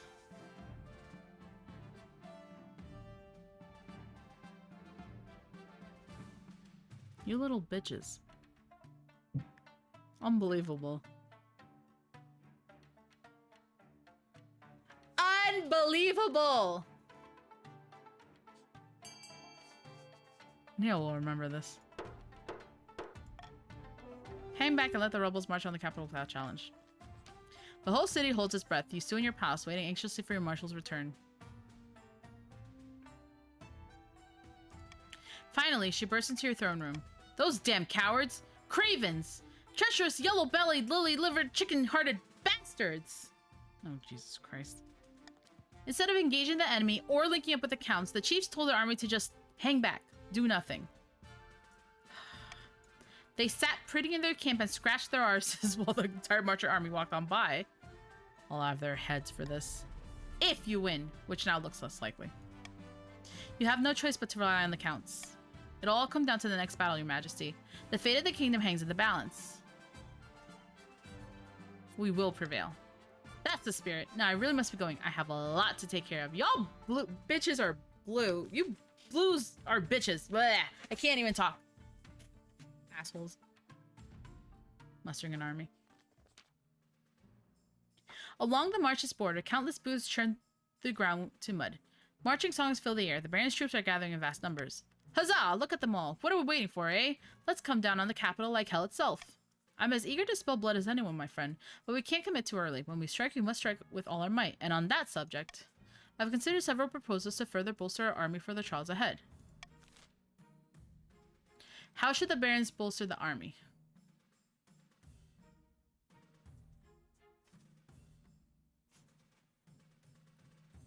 Honestly thought it would drop stability, not authority as well. Well, you were wrong. What do you mean start off? I was the one. I didn't want the bear to leave. That's not on me.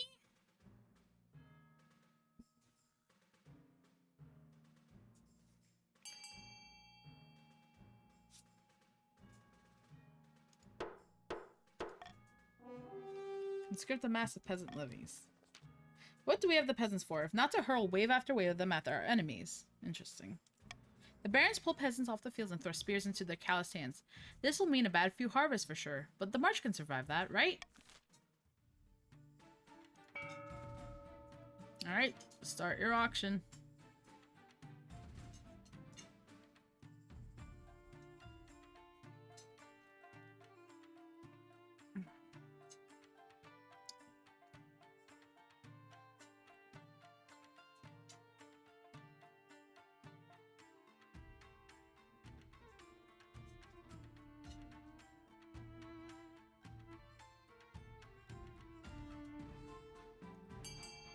Oh, I forgot to press start. Sorry, guys. I'm sorry, Brangwin. I'm sorry. I only realized it after.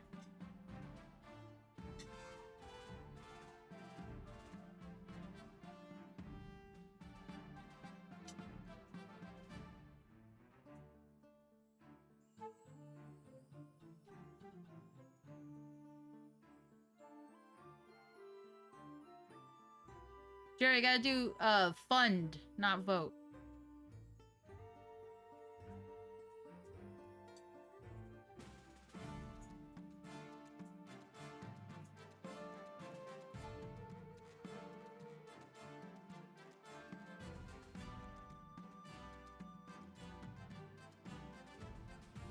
No, because he did vote instead of fund. So I was making sure that he knew. And he did, he corrected himself.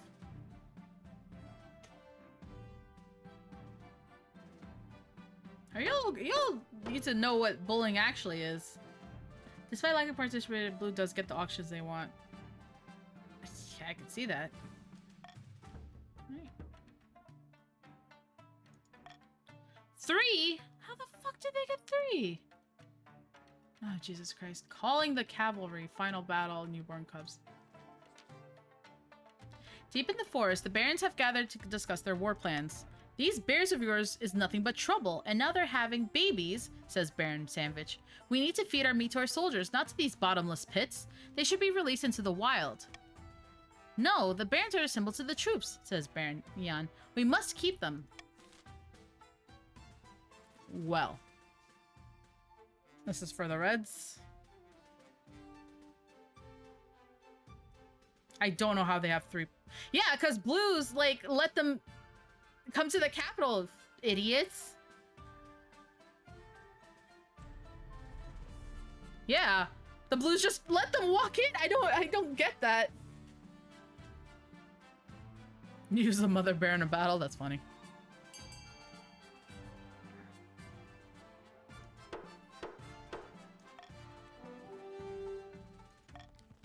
bears are set loose, but as they go, they eat their way through several farmsteads. The barons hurriedly compensate the peasants' families what the damage is done. The beasts flee into the wilderness, and there they remain, ambushing and devouring all who approach. At least the rebels can concentrate on the war once more. Calling the cavalry. The marshal strides in, her face streaked with mud and sweat. Had some trouble in the last skirmish, your majesty. Yeah, why don't you bring me good news for a change? In a rebellion, good news is hard to come by. When our cavalry charged, those rebel bastards lined up their pikes and just waited. It wasn't pretty. Some of our soldiers got away, most of the horses didn't. This is a problem.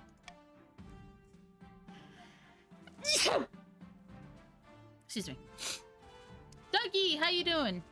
I've been exchanging diplomatic messages with the Ashmedian Empire. They're willing to donate war thoroughbreds to the cause. It's in their interest to keep the kingdom's leadership consistent, your majesty. I don't trust them. They want us in their debt. I suggest we send scouts into the Marcher territory and steal horses from their foremost equestrian, Baron Bladewhite. That would be dangerous, Marshal. Perhaps we could purchase the chief's horses. Chief Manrick has decent herds. Bah! All you want is handshakes and greasy palms. This is war, not a county fair.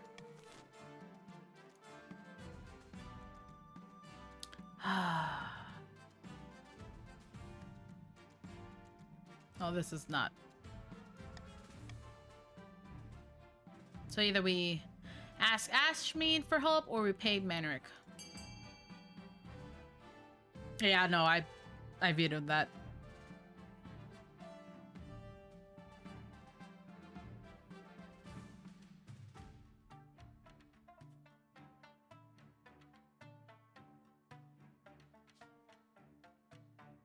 Oh, thank you, by the way, for the blessies. I somehow missed that.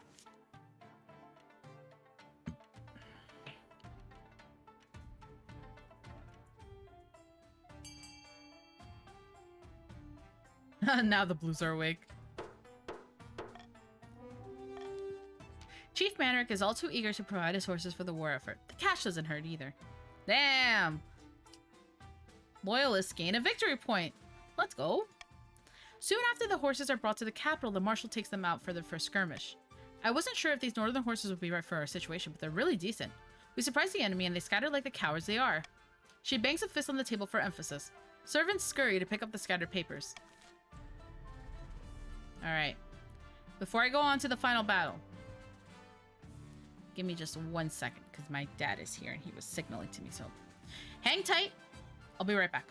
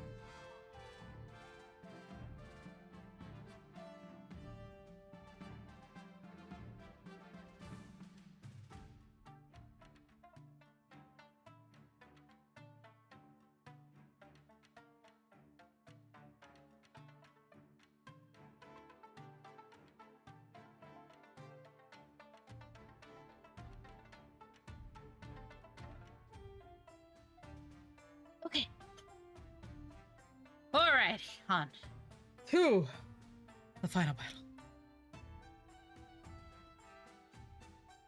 The final battle. Alrighty. After the hideous cowardice of the chiefs, little bitches, our last hope is the counts. They're all that stands between the capital and the martial army. The ninth god is on our side. Actually, no. Victory will be ours. I'll send word to the counts that it's time to strike. We can only hope they'll listen to our orders, your majesty. Alright. Oh, I hate this so much. Remember, counts, all the stuff I did for you guys. I picked your army, and I picked your spouse. Remember that.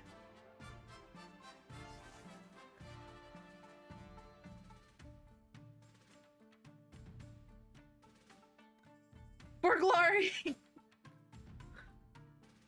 Let's go! Oh, finally, someone I can rely on. Even though they're trying to possess me. Alright. Your marshal rides out with your orders, leaving you to wait anxiously for the outcome of the battle. The next few days are agony. When she finally returns, it's not in the manner you'd hoped.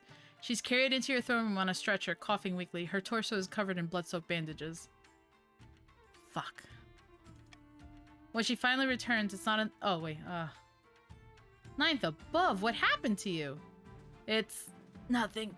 Just let me make my report. As we marched to engage the enemy, we got lured into an ambush. I should have seen it coming. It was a narrow pass, forcing our armies into a choke point. Suddenly, our numbers didn't matter.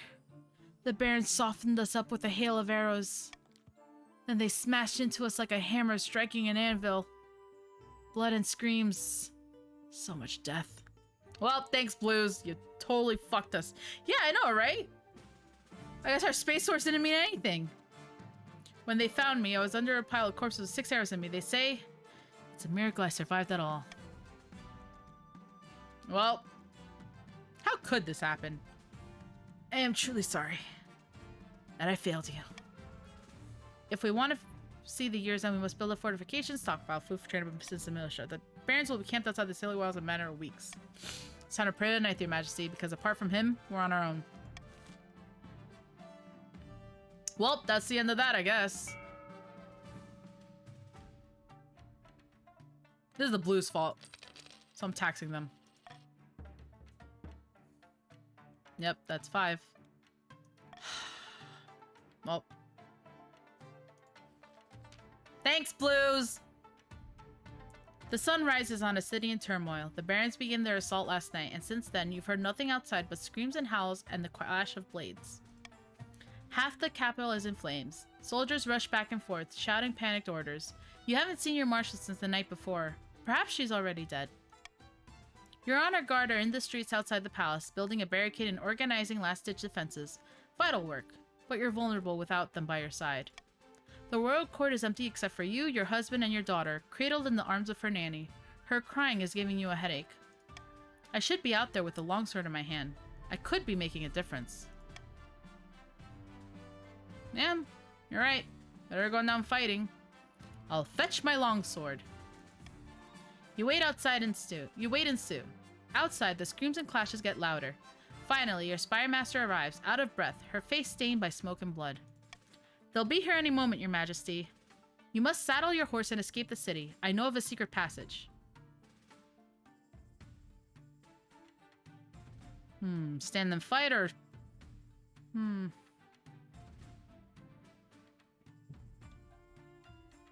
I want my baby to live.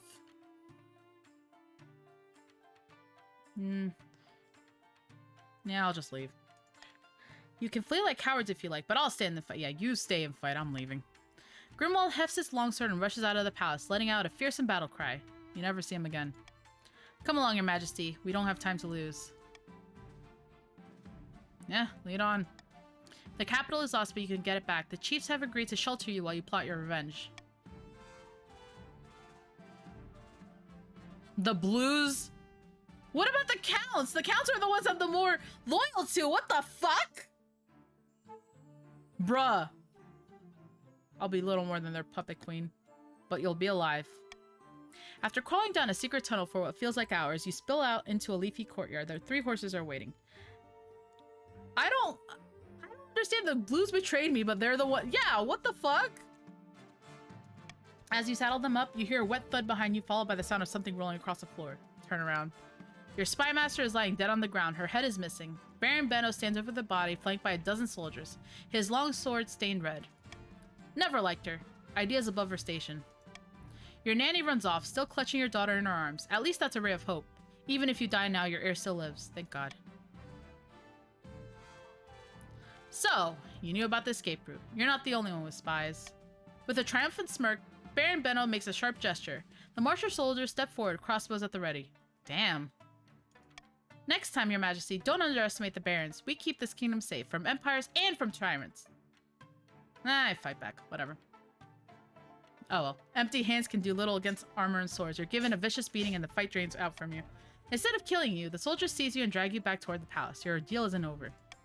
After a week rotting in your own dungeon, you're marched out into a public platform jeered at by thousands of peasants. You cringe under a barrage of rotten fruit and fresh dung. Ouch. Now this is just mean. Baron Benno sits in the front row grinning. Okay, my feelings are a little bit hurt by this one. The rebels have won. The capital has been taken. You are a former queen. The executioner waits silently, holding an axe bigger than you. If you have any last words, now's the time. Everything I did for my kingdom. You place your head on the block. The executioner lifts his massive axe. Wait, you suddenly thought of much better last words. You turn to the executioner to tell him the axe is already falling. Okay, this is depressing. Thunk. Your head bounces into Baron Benno's lap, and your reign comes to a gruesome end. Thanks, Blues! Having lost to the rebellious barons, Queenia was dragged out of the palace and decapitated in the city square. As a reward for staying loyal to the queen, the top chiefs were beheaded. What? The Blues weren't loyal to me. They betrayed me. Is this game confused or something? Right? They were not loyal. They betrayed me. I needed the Blues to fight, and they let the Reds march onto the capital.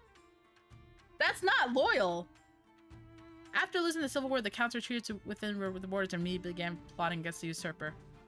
Barons launched a rebellion that toppled the queen and devastated the kingdom. In the aftermath, nobody could stop them from taking the throne, except for the Blues, who let the Reds just march to the capital. And Rufus was crowned to half-hearted cheers from the traumatized common folk. Damn. Actual loser. Unbelievable. I think I'm the only one who didn't want to hang back and let them go. The peasants don't seem too happy. Well, that's unfortunate for me. Zan was the wealthiest and Neela was the poorest. Well. So, my fellow counts, we're still gonna summon that demon, right? Well, that's that game. Well, that was a little traumatizing. I'm a little traumatized by that, guys. What the fuck? I don't... 2 for 2 on wins over Nia? Yeah, we're gonna... Well, I could continue... Let me see. I could continue that one, but... Or we could do a new one. Thank you for the follow, Gaming Assassin. We could do a game without the Barons. New game featuring Biff of the Cloud Queen. Yeah, I've won twice, actually. So I'm 2 for 4. Please, new one. I'm poor as fuck. Alright. Yeah, see, I lost this one, but I wonder where my other file is where I won. Oh no, it's this one. This is the one, because I won one, then I lost the second one. My daughter lost. Nia! Nia! Brangwin. Unbelievable. Thank you, Gaming Assassin. Take care. Brangwin, thank you for the gifted 1 sub to Defo. Unbelievable. Alright, let's do a new game then.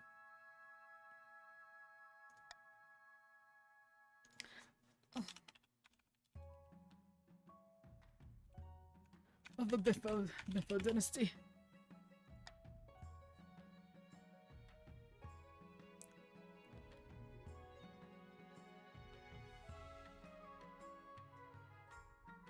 Weefo. Yeah, I can't spell.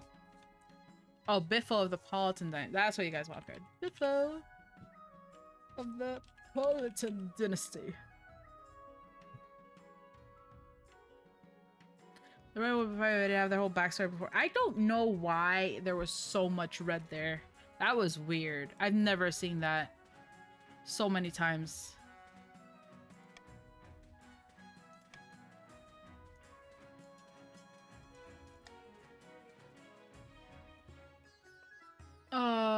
Where is...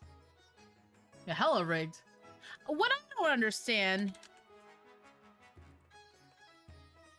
Should. It was like, oh, the Chiefs were loyal. The Chiefs were not loyal.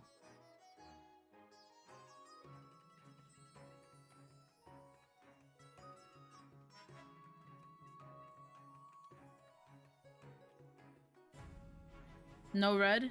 I mean... Well, actually, no. You know what? I'm not gonna put it to vote. The Blues are bitches because they betrayed me, so fuck them. And then the Reds won, so we're gonna do this. All right, it is a new game, so exclamation point, join with your preferred pronouns. I still don't think Blue would have been better off without the rest because once Red lost, no way Blue outvotes Purple to drop stability. Maybe. Chiefs didn't side with the rebellion, so they were loyal, but like I said, they tried to keep their army to shank you later, and it cost everyone the game. Yeah, that happens. Also, welcome Swedish Loops and its wager to the game.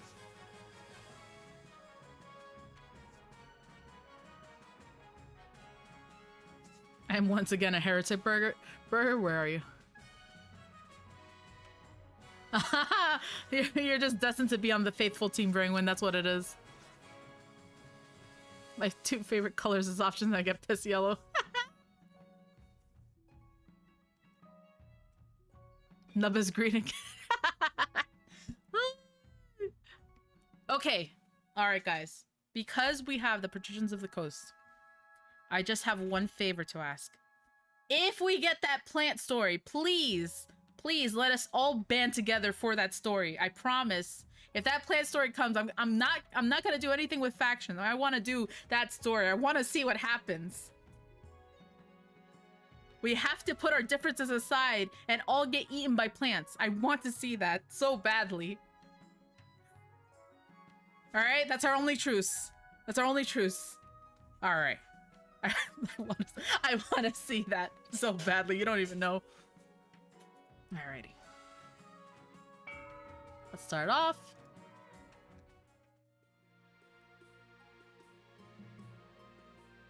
Coronation first. Blah, blah, blah. We already know that. Let's get this over with. Start the vote. This is the coronation vote. Oh, shoot. I went AFK and I forgot to refill my water. You know what? I'm going to refill my water while the vote goes. I'll be right back. Hold on.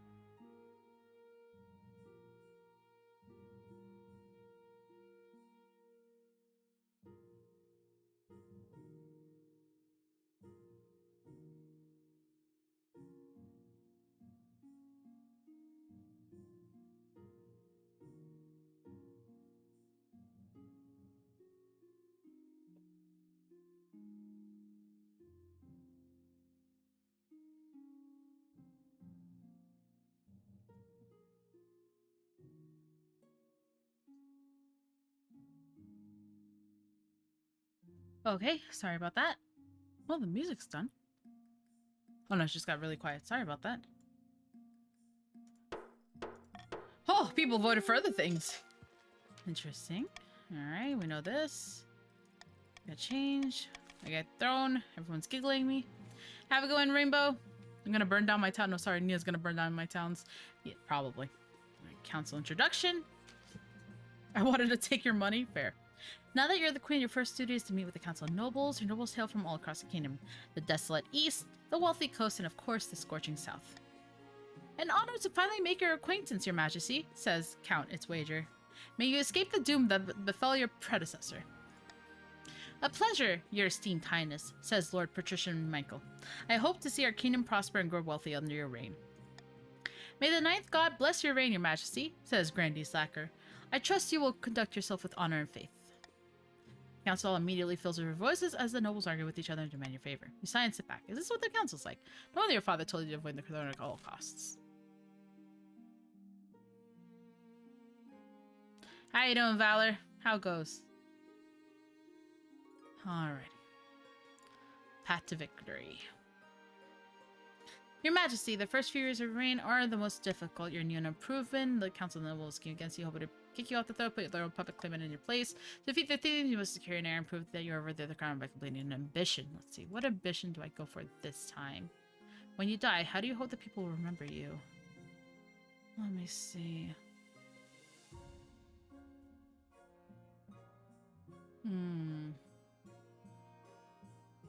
I think I did this one already.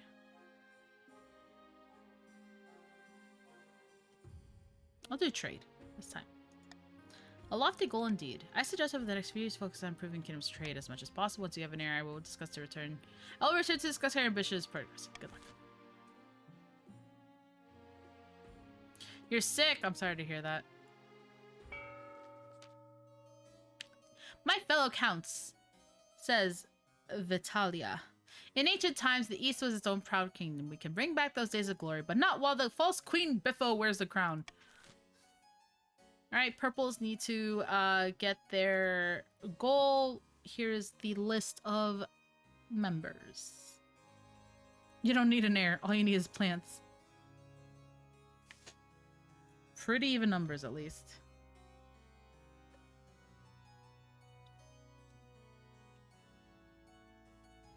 Remember, this is for purples only.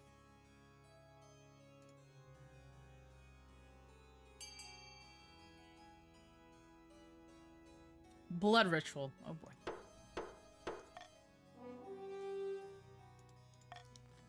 The Counts plan to summon an ancient famine demon that will devastate all other regions, paving a clear path to the throne. First, they must ensure the East can withstand a famine. To advance their scheme, the Counts must be the region with the highest farming in 4 seasons. You gotta get that farming up. You have to be above everybody else. Ernesta, a false pretender, occupies the throne while my claim is ignored. Grandees of the South, this is a stain on our honor. We must not allow it to go unanswered. When in doubt, summon a... Yeah, I love how most of their, like, goals are basically to summon a demon to take care of the job. That's hysterical. Alright, this is for the yellows. Oh, why I love the counts. It's great.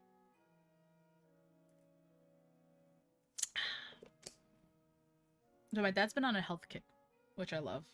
And his new thing is alkaline water, which I really like because for whatever reason, I don't know if it's like the placebo effect or whatever, but I feel like I have more energy, which I really like it. Clowns are witches? Can we change the goal name to Clown Hunt?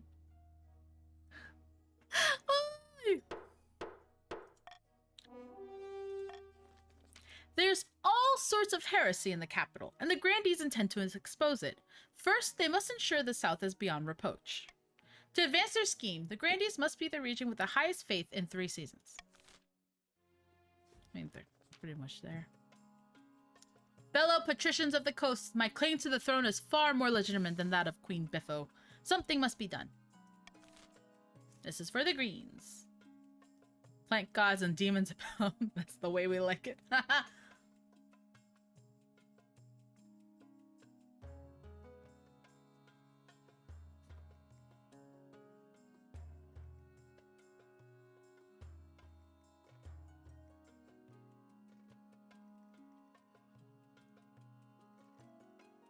What do you mean, Draythan? You're on green team.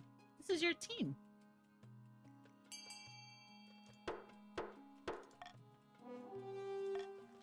The patricians plan to privatize this entire damn kingdom. First, they must build up the industry. To advance their scheme, the patricians must raise their trade to 5 or more in 4 seasons. Alrighty. My embittered step-sibling, Vitalia, my distant cousin, Ernesta, and my long-lost nibbling, Cyril. Cyril. It's always trade? I getcha. The honor guard and a new baby. Why is this one? I feel like this one comes up a lot. It's an easy one to start because they're wealthy. Yeah, nibbling, like my nephew.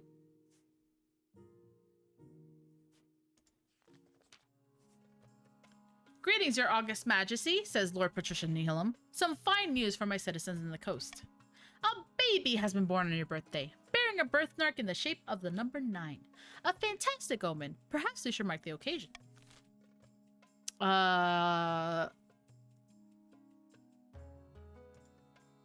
Okay, this...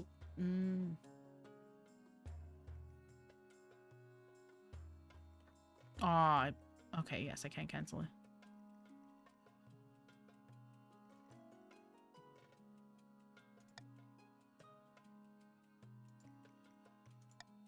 Queen will send her blessings. Welcome back, Sandwich. What's a new term? Nibbling? I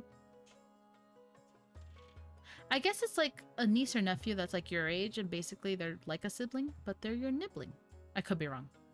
I don't know. I have no idea. My money! Why are you guys so good at... Why are you guys always wanting to spend my money? Unbelievable. I'll remember this during tax season. Give the parents a bounty of jewels and fine wine. Oh, excellent. My humblest thanks, your serene highness. The common folk will appreciate your generosity. There is another matter. They asked permission to name the baby after you. What do you think, your serene... That's so mean! Why would you name your kid Biffo?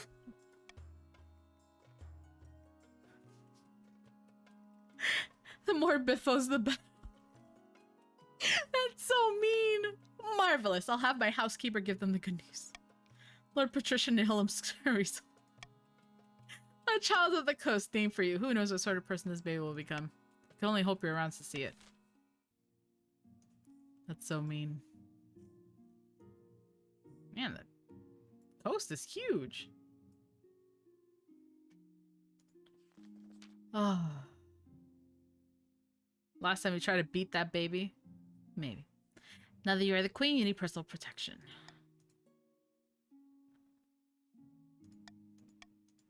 Alright. Alright, tell me about the Easter Knights. The Order of the Drowned Rose are highly respectable. They'll understand palace etiquette, but it's been years since they fought an actual battle. They mostly write poems these days. Yeah, y'all failed me last time. I'm so sad. A gang of low-born crooks who've turned themselves into celebrities through their skill at chopping other people's to bit. They're vain and selfish. Their skill in battle is undeniable, but can you trust them? Terrifying warriors, and they've sworn a vow of silence, so at least they won't spill state secrets. But their faith and loyalty is to the church above all, even your safety.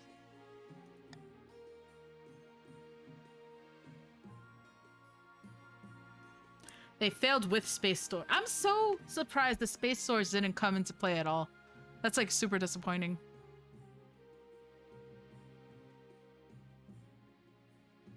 Yeah.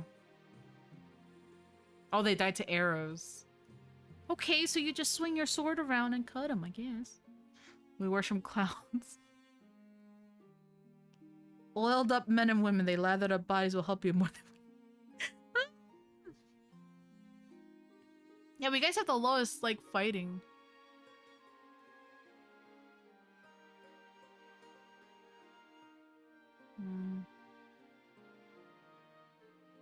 The guard has never helped you before, but it makes people like me. So clearly overrated.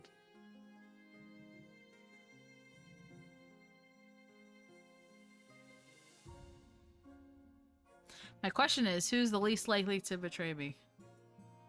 What happens if you choose no guard? The guard stops assassins from other factions, says Nebula.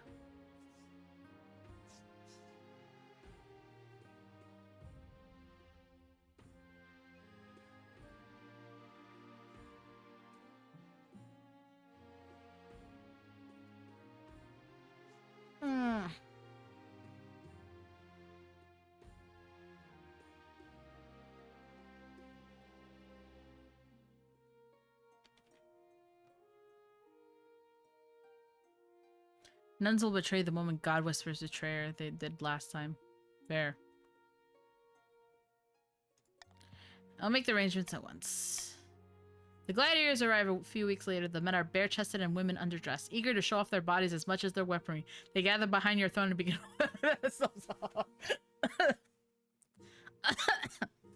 Oh God. Is that it? Oh no.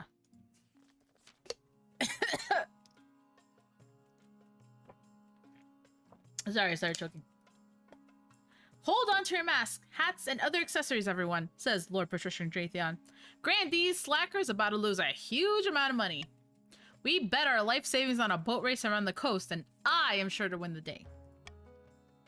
So sure, in fact, that I petitioned the council to officially sponsor my voyage.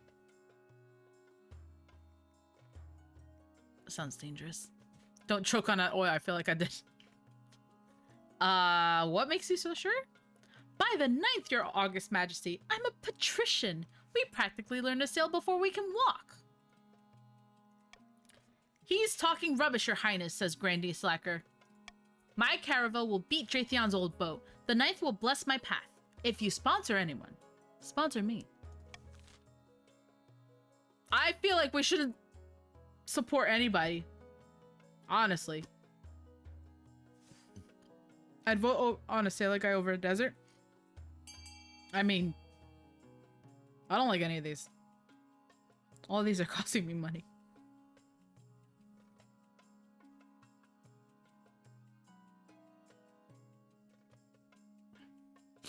I feel like you should support both. I should. That would have been, if I had the vote, I would have, but my vote doesn't really matter. All my money. Man, y'all are gonna bankrupt me. It's so fast. Sponsor both nobles. Neither noble knows what to say. Obviously, they were hoping for special treatment. Oh. But you keep your reputation as a monarch who won't take sides. Hey, my authority went up. Excitement builds as merchants and tourists flock to the starting town. Soon, both boats embark on their journey. They look very small and flimsy against the vast ocean backdrop. Your Serene Highness, I understand you like to sponsor both competitors, but surely you have a sense that one will outdo the other. Would you fancy a small wager? Says Patrician Shub. What sort of wager are we talking about? A mere trifle for you, I'm sure, your esteemed highness. Your wisdom is known by all, so naturally you'd have great fortune. I have no time for such things. Very well, your esteemed highness, but you're no fun. No, I'm not fun. I'm the queen and everybody's trying to kill me. You return to the capital to await news of the race. Listen, I'm already down to this is the second season. I'm already down to 1100. This could be a very quick game if I'm not careful. Shut up, Donut. You're not even this. Maybe they want to kill you because you're not fun. How dare you? I am a certified clown. I am the entire circus.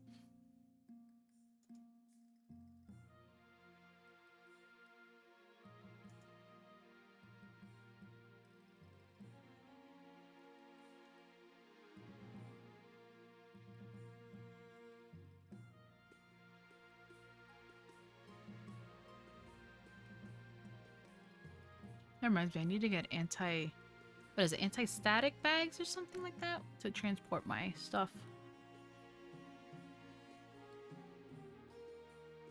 I have an unrelated question for chat. As most of you know, I am planning to move. I don't know how to move my case though, because I have like a tempered glass side, And like, I know the inside I could just like take everything out and like put it in bags. But I don't know what I'm gonna do about this case. This case is also like fat, like me. I don't know what I'm gonna do about that. I should ask Twitter. Shady business, a trade opportunity, and finding a spouse. Oh boy. Another spouse that won't love me. I just put mine back in the phone I got when it was sent to me. Yeah, Valor, that would have been smart, except my mom hates when I do that. And she always throws away my boxes, and now I'm sitting here like I wish I fought you on that because now I'm screwed. In the twisty passage of your castle, you can avoid your advisors. No, we know this. Yeah, I've been busy. Annie, whose knee is by disaster. Just don't marry anyone this time. That's funny. Take the side off, bubble wrap the fuck out of it, take it nice and good. Put it in packing foam if you got it. Well, I don't have the box, just the foam, but that's fair. Alright, I'm kind of curious about this. Ooh, your Serene Highness, I've had a fantastic idea to boost trade in the coast, says Lord Patrician Manerick. A selleth off fair. Ooh, a fair with candied apples and dancing the maple? Almost, Your Majesty. Merchants and inventors from all over Celestath, not just Kirith, Salin, Tavalin, but distant Atesh and mysterious Valamir, even Ashmedians if they can behave themselves. It'll be the first of its kind, a place for traders from across the realm to meet, swap stories, and show off their wares. Of course, we'd need the council's approval.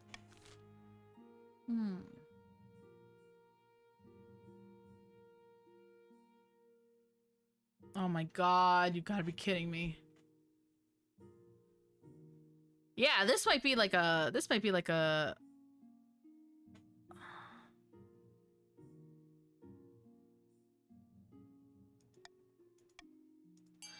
is gonna be like a speed run for me to lose. I'm already down to 100 treasury. Shit.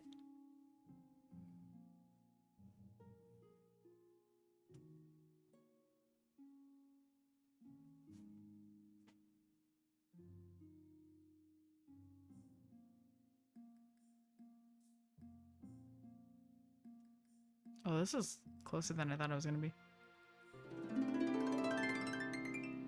Oh boy.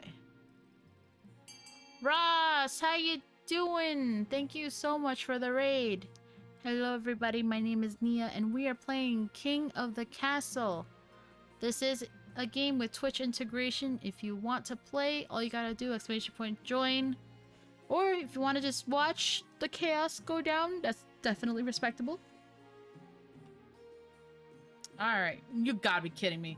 Why do you guys keep tying everything? Oh, we're gonna do it in the coast then. I knew you'd understand, Your Serene Highness. This will put our kingdom on the map. Well, the coastal part of it, at least. Sure enough, the fair is a great success. Coastal ports are soon bristling with the mass of exotic ships from distant lands. Merchants display their wares in the streets, each showing off their most bizarre, coveted items. Bottles full of song, fish made of fog, silk ropes that move like snakes. Money changes hands. Deals are struck. Common folk travel from across the kingdom to boggle with astonishment at such wonders. All agree that the fair was one of the council's better ideas. That was really good. I am broke now, though. So, this is unfortunate for me.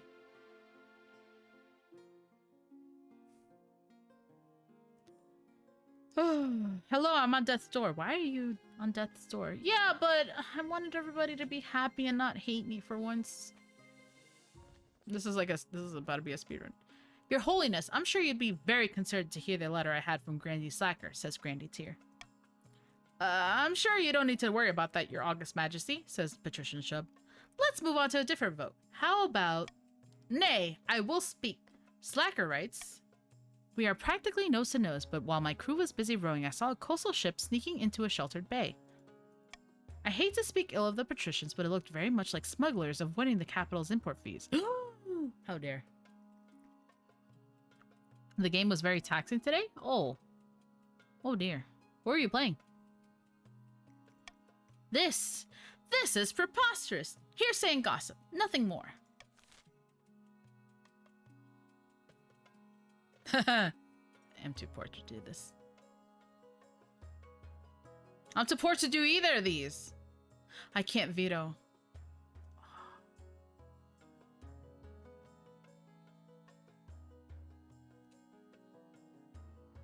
Well, this might be ogre. The snitches get stitches even when the snitch is me. With A, I get money? Oh, well, I mean, I can only just do my monarch's choice. The monarch's choice doesn't really do anything, though. That's the problem.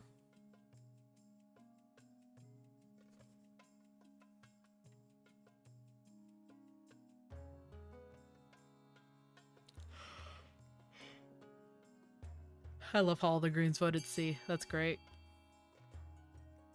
How you doing, Severo, by the way? Build a seawall and make the Greens pay for it. This is an outrage. You trust Grandy's slacker's word over mine? The treasurer sends her most menacing heavies to fetch the gold. Of course, the patricians grumble for weeks about the injustice. Worse, it turns out that the smugglers were in cahoots with Dratheon to provide illicit supplies for his voyage. Without their help, his progress slows. Dratheon, how could you do this? Huh, I guess they needed them. Dratheon, you cheater, pumpkin eater. The race continues onwards. You wait to hear more from the competitors. You're weed.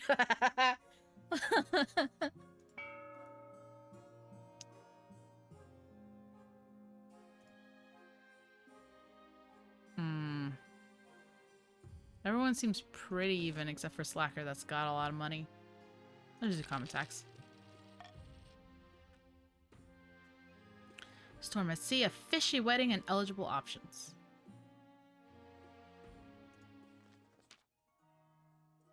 Your Majesty, the Archduke of Saul has invited you to his forthcoming wedding. Your attendance would help shore up relations between our two great nations. By the 9th, great nation, says Grandy Rekane. The Isle of Saul is nothing more than a nest of pirates and cutthroats. And I heard it is an improper marriage anyway, says Grandy Unholy. The Archduke is marrying a fish! The groom was a finfolk, one of the denizens of the sea, perfectly sapient and actually amphibious. Well, the church doesn't agree with a man marrying a fish. We mustn't legitimize this farce by allowing the queen to attend. But I really want to do this. I want to support this. Of course the queen should attend the wedding.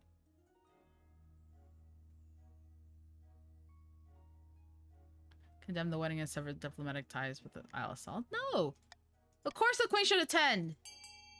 Of course we should attend! If you wanna fuck a fish, that's on you! Wait a minute. That came out wrong. She's not a fish, she's a mermaid. She's a beautiful mermaid. Who wouldn't want to marry a mermaid? A pirate king marrying a fish wife is a perfect love story. For the story. For the story. Hey, we agreed. We agreed. We would all come together for the story. And it's so romantic. It's a pirate marrying a mermaid. How do you fuck a mermaid? You ask nicely.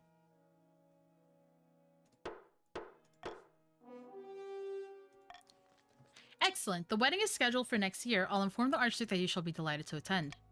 Huh! This kingdom is sliding into madness. When it's announced you will attend the wedding, the grandees are naturally scandalized.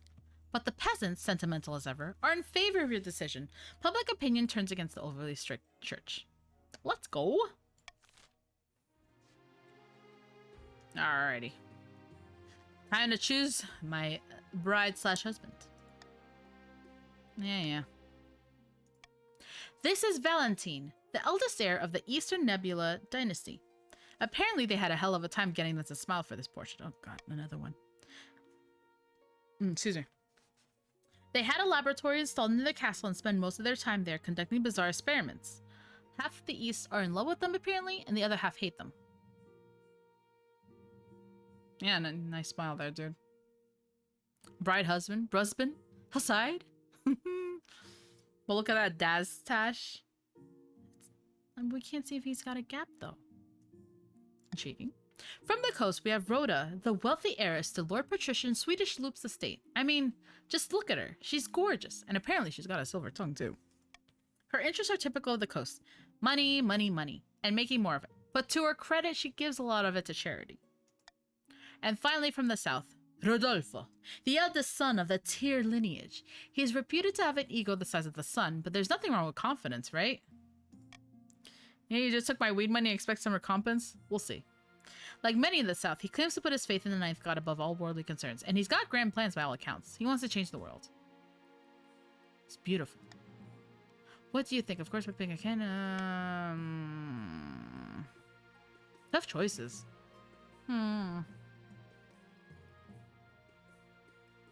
If he's related to me, he's probably... Dear no.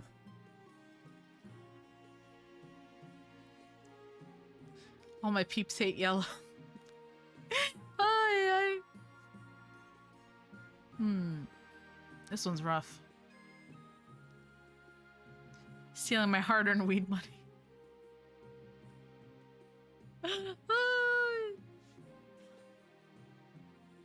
Fishwife gets stitch wife. What?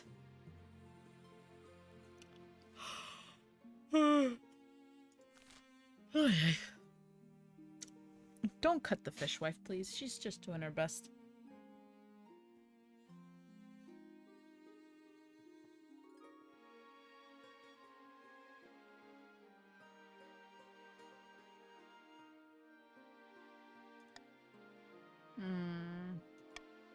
This is a weirdo with the experience. I don't know about this. That one's rough.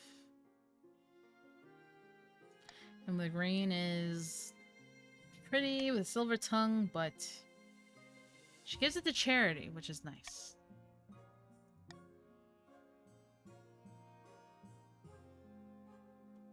I want to do one run where I'm just perpetually single, but not this run. I'll leave that for next time.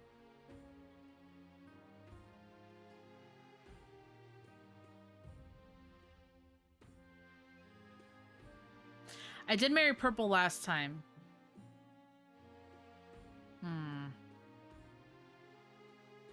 Alright. No, I picked the wrong one! What did I do? I picked the wrong one! I meant purple! Oh, oh my god, I'm stupid. I picked the worst one. I wanted to pick purple. This is why everyone hates me. Now I get Mr. Ego. Jesus Christ. I said it was between green and purple and I went and picked yellow. What's wrong with me? Oh my god. I wanted... I wasn't... Nia's an idiot. This is... I don't want to talk about it. Slacker sent word that they escaped the nasty storm in their voyage, says Noble Patrician Shub. But Lord Patrician Drathion hasn't been so lucky. He was blown off course and are running out of food. Your August Majesty, surely in the interest of fairness we should send some supplies. Upon my honor, why? Asks Randy Tier. If he fell foul of a storm, that's his fault. But this is a boat race, not a competitive fast. Does he deserve to perish, Your August Majesty? Turns out Rodolfo's a fishman in disguise. Well, Rhoda was gonna cry anyway, because I was gonna pick the purple one anyway. Alright. I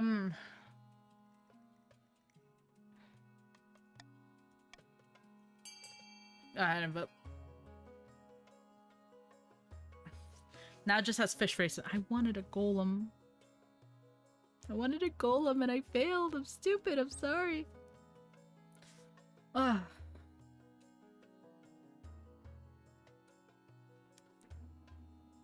Oof. Damn, green is getting buffumped.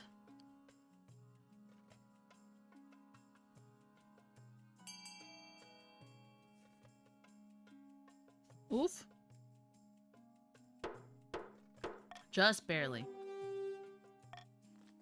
The patricians clubbed together to spend barrels of ship's biscuits, preserved fruit, and dried meat to Drathion, along with some extra funds for the journey. Yikes. But it turns out much of the food is spoiled. Some is edible, but the crew is forced onto meager rations. Drathion struggles onward, hungry and tired. Next you hear, the southern boat is in the lead. The race is nearly over. Damn. Rip Drathion. In a picturesque castle overlooking the southern city of Tolivine, two grandees lie back to enjoy the sun. Praise be! Whispers of our plan has reached the peasants and they are in an uproar, says Grandee Demaria. They call for the sins of the queen to be laid bare. I already have leads on information from inside the palace that we can use against the queen. It's only a matter of time. We have the High Inquisitor on our side, but we must also sow dissent among the other regions, says Grandee Starup. We won't succeed alone.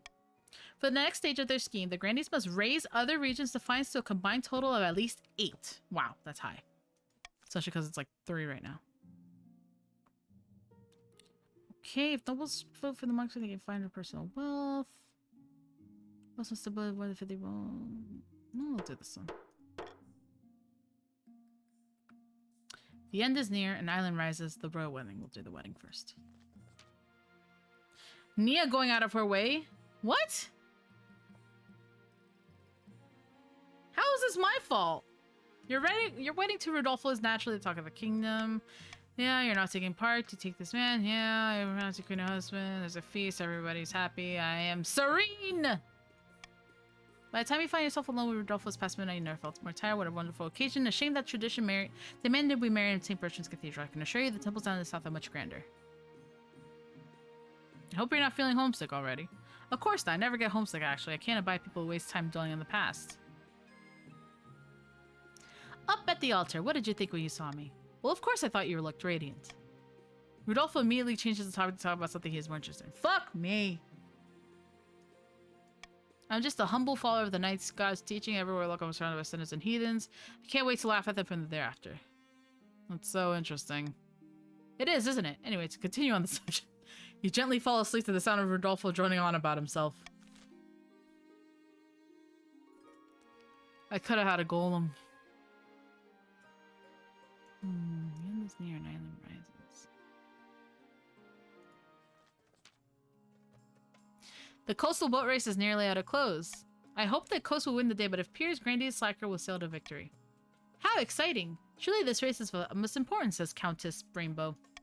On a completely unrelated note, I have a shipment of silver that is due to intercept the racers any day now. If my ship got in the way, who knows what might happen? I dare say the race's outcome could be altered. Of course, I could be convinced to alter the shipment's route instead. I picked the wrong person. Your Highness, we must put a stop to this shameless attempt to sabotage the race, says Grandee Tyr. Have the Grandees pay for the ship to obstruct Lord Patrician Draythion's path. Have the Patricians pay for the ship to obstruct Grandee Slacker's path. Refuse the shameless bribe. Oh my god.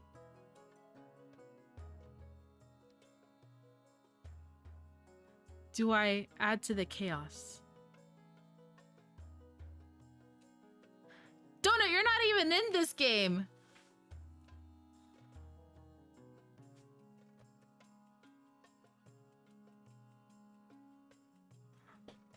They need their defiance up.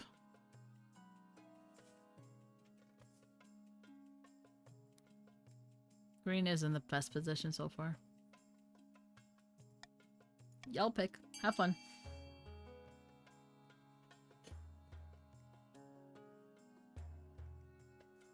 I leave it to the people. I'm just here to watch it all burn, baby. I've won twice, remember that.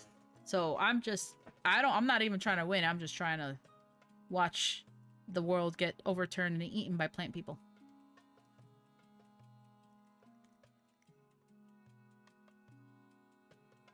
Hello, Crow.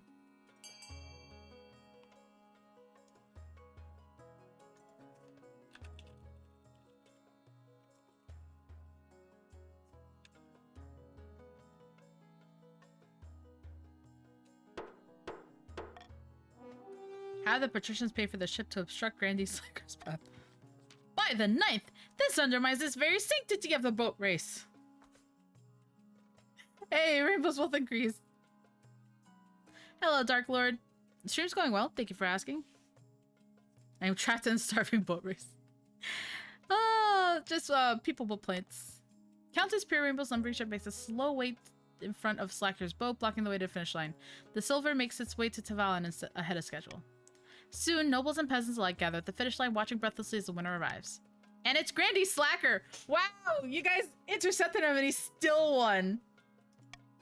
Victory! Victory for the honor of the Grandees.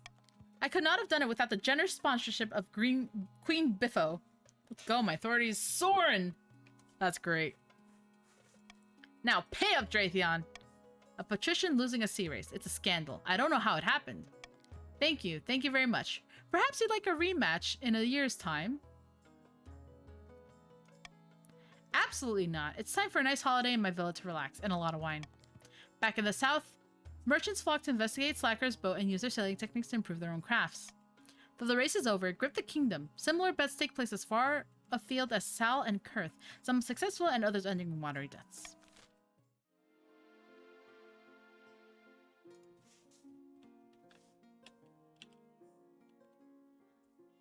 Let's see, Valor. Did you join? Yeah, you're in yellow. Right here.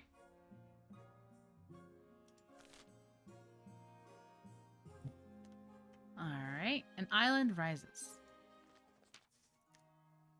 Your Highness, Your Majesty, something most strange has occurred in the Ghost Sea, says Grandy Rykane. A new island has risen, halfway between our shores and the Isle of Sol. The Finn folk raised it from the depths using their weird ocean magic. It's true, Your Majesty. The Finn folk raised the island to celebrate the marriage of their prince to the Archduke of Sol. They will gift it to him on the day of the ceremony. This is terrible news. That island is of immense strategic importance. We can't let it fall into Salish hands. I'll pay a wizard to sink the island back into the sea. Send the Chancellors to seduce the Finn folk.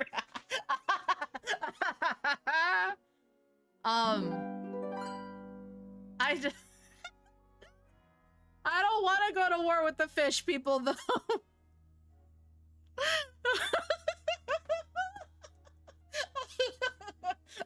I don't know. Okay, there's a part of me that just wants to go to the wedding and be a good guest. But there's another part of me that wants to see death. No.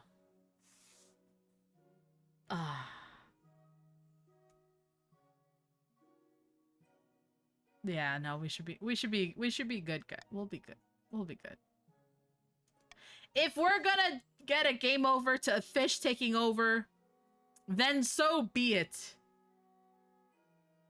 Then so be it. I for one, accept our fish folk as our new Lord and Savior.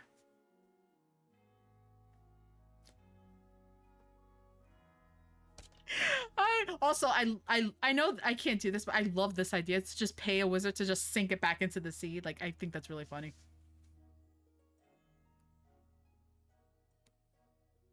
And I also feel like this one would backfire on us. Like, they'd find out that it's our chancellor, and then we'd have a war on our hands. Another war.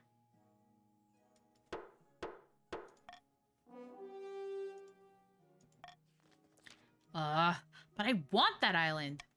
That island is hosting a very important wedding in a few months, and also is the dowry. Surely I don't have to explain the diplomatic importance of such an event and the queen's attendance. Oh, of course it would backfire. Fun though, isn't it? Yeah. Don't worry, I'm sure something else will backfire. Late at night, two counts meet in an ancient stone cemetery to discuss their schemes against the queen. Our grain stores are looking much more impressive than the rest of the kingdom. Yes, and I've had peasants from the coast moving onto my lands desperate to sponge off our prosperity, says Count Fabu. How delightful, says Count Zero. But won't summoning this demon be difficult? It's magic beyond our usual fare. The walls of reality are sturdy, but they can be weakened. A tide of blood must swallow this kingdom in its wake. Chaos. For the next stage of their scheme, Counts must lower stability to 4 or less. Suck it, purples! My stability is maxed out, baby! In a dingy seaside tavern, two patricians of the coast meet to plot their latest scheme. The coast economy has never been better, says Patrician Lord Gooseegg. We're making more money than I know what to do with. Money breeds money, says Lord Patrician Dratheon. I've made a series of investments to improve our profits even more, but what do we do with all the rest of this gold? Time to start buying things, of course. Lands, roads, bridges. We'll buy up the whole kingdom piece by piece. But first the queen must be in desperate need of our gold. To advance their scheme, the patricians must lower the treasury to 1,500 or less in 2 seasons. Oh shit.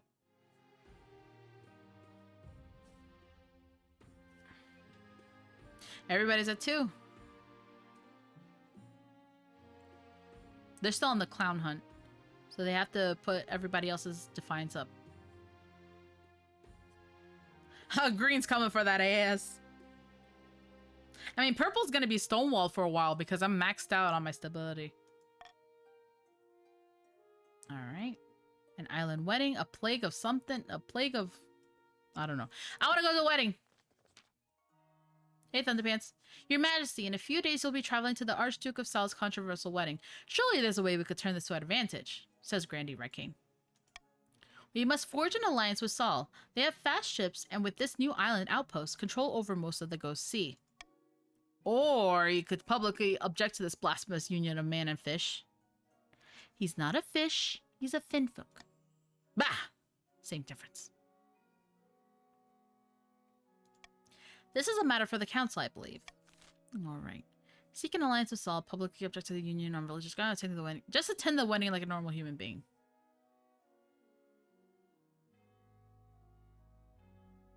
I think getting an alliance with them would be the right choice. I think. Is what you should do.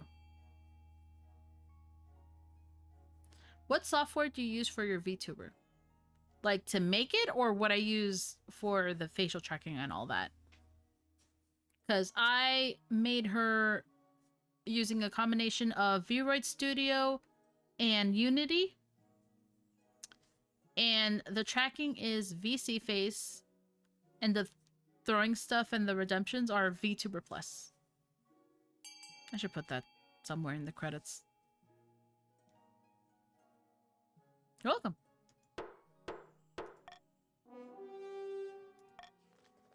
Well, the council has spoken. Good luck, Your Highness.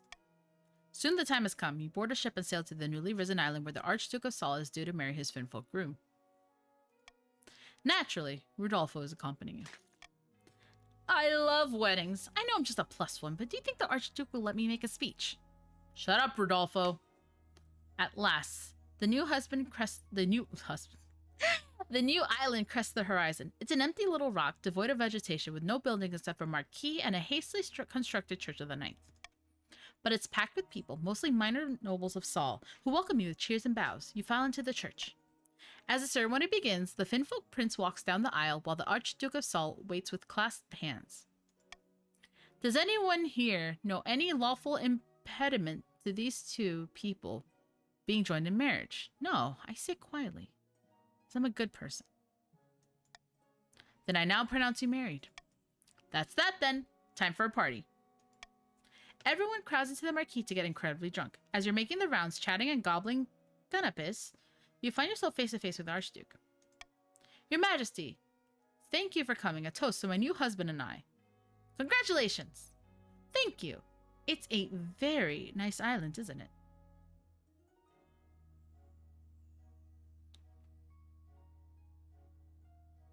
I get money. Nah. Would you be interested in an alliance between Saul and my kingdom? It depends. What do you have to offer me? Shit!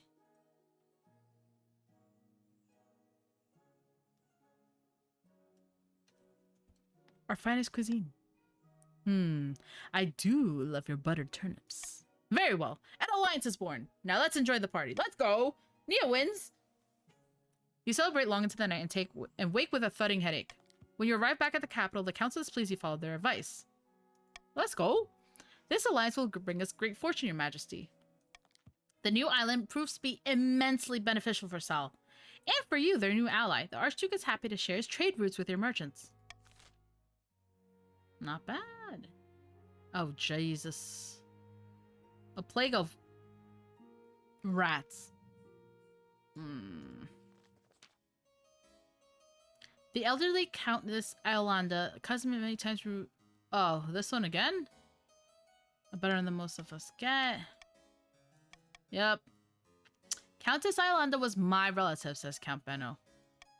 My late great-grandfather used to play backgammon with her. He swore she intends to lead to my family, says Severo. We've done this.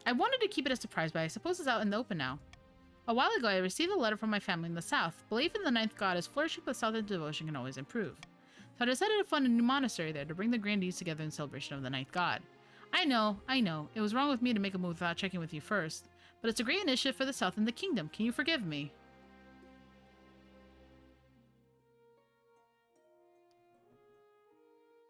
Aww.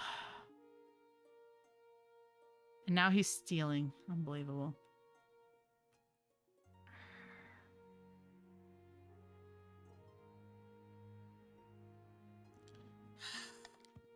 Rodolfo's eyes widen and he gives you a warm hug. Praise be, this means a great deal to me, Biffo. I can't thank you enough. Stop stealing from me, bitch! Soon the project gets underway with such a promise start. Work gets out the build. The king concerts quick wits and resolve. You better stop stealing from me, bitch. Oh, here we go. Oh god, a terrible curse.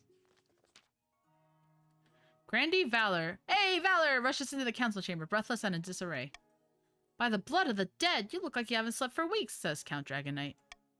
That's because I've been placed under a curse. Look, my hair's falling out in chunks. By the ninth god, get away from me. And yeah, throwing games left, right, and center again. That's what I do, Brainwin. I just want to see it all burn. It was one of my peasants. I saw it in her eyes. She's an evil witch. Hmm.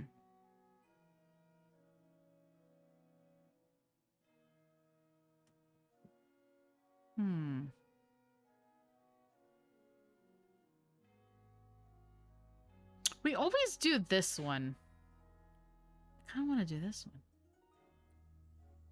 It's 90% chance. Something easy, right? Oh, yeah, no, I'm balding.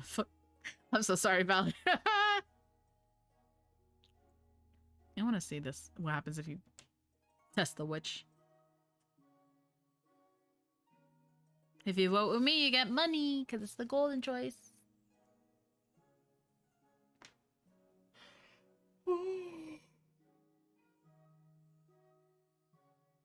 Excuse me. I hope it kills Valor. Why would you want that?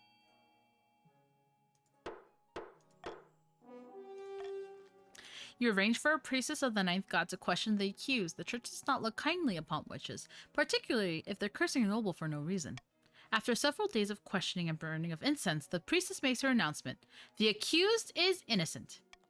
Things settle down, and Valor eventually admits that some new pomade may be to blame for his hair troubles. Aw. At least your farming went up. That was a fast season. A pair of counts face each other in silence. A code word is exchanged. They speak of their latest schemes. What happened? The kingdom was meant to be a whirlpool of chaos by now, says Count Zero, not realizing my stability was at 10. It's more like a whirlpool of smiles and hugs, says Count Fabu. No demon will come anywhere near it. The count saves his lower stability to 4 or less. Deep in the south, the grandee paces back and forth along the balcony of his hillside villa. I'm told that progress is slow, says Grandee Demaria. How could they be so blind, says Grandee Sarup, trusting in that fool of a queen after everything she's done? The Grandee's aim is to raise other regions' combined defiance to 8 or more. Yeah, defiance has been really low. I'm actually kind of surprised I haven't pissed people off yet. Sitting on a bench outside of Sunbleach Villa, 2 patricians of the coast meet to plot their latest scheme. To what do I owe this pleasure, Madam Treasurer, says Lord Patrician Lord Goose Egg. Oh, give it a rest. You know why I'm here. Let's just hurry this up, shall we? Where do I sign? Here, and here, and here. There you go. You've got what you wanted. Now give me the money. Of course. Goodbye, Madam Treasurer. Do my eyes deceive me? Asked Lord Patrician Dratheon. Was that the royal treasurer you were speaking with? Indeed, my good friend. Good news. With the queen's gold running out, the treasurer was willing to sell off the kingdom's roads and bridges. Soon this kingdom will be ours. But what will we do when we own everything?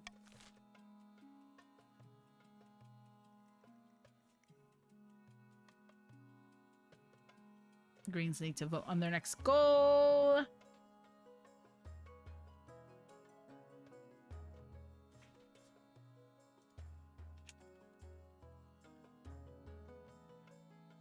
Yeah, it's just a green only.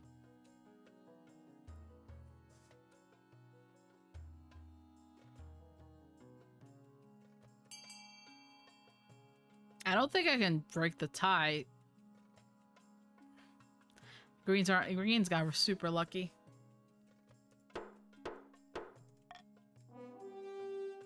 Oh, okay. I guess if it's a tie, the game just chooses for you. Why didn't you guys vote the other one? Okay. We've invested a lot of money in this kingdom. It's about time we started turning a profit. But what about the queen? Won't she try to stop us? The key word there, my friend, is try. The Greens had it handed to him on a platter, and they chucked it. For the final stage of the precision scheme, they must lower authority to 4 or less.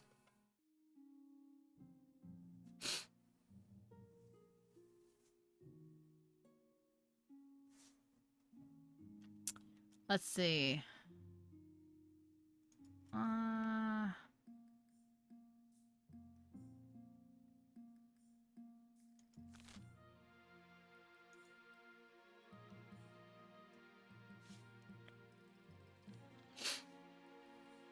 Yeah, sorry, Green. This is a stupid tax. You fucked it, dudes. You had victory in the palm of your hand. It was right there. All you had to do was pick the stability one, and the game would have been done. Oh boy. Oh boy. Popularity boom. Citizens from the south flock to the capital to send gifts to the king consort. Throngs follow him around the city while devotees peer through palace windows. I hear the grandees are asking for the king consort to tour the region. I wonder if he'll begin eclipsing your popularity. I'd be happy for him. As always, it was not so simple, your majesty. The other regions are complaining about favoritism towards the south. As Rodolfo emerges from his study, the spy master disappears down the corridor. I never know what to say to her. Anyways, did she tell you about my upcoming tour? The grandees of the south have asked me to come and help improve things even more.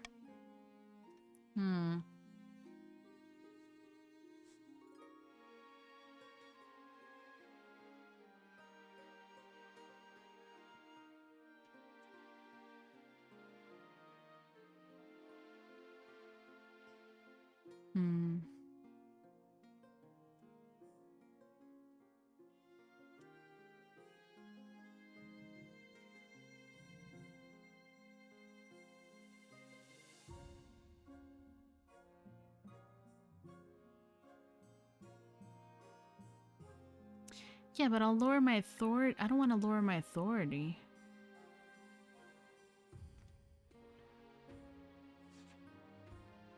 Sorry, Draith. Then kill him. What?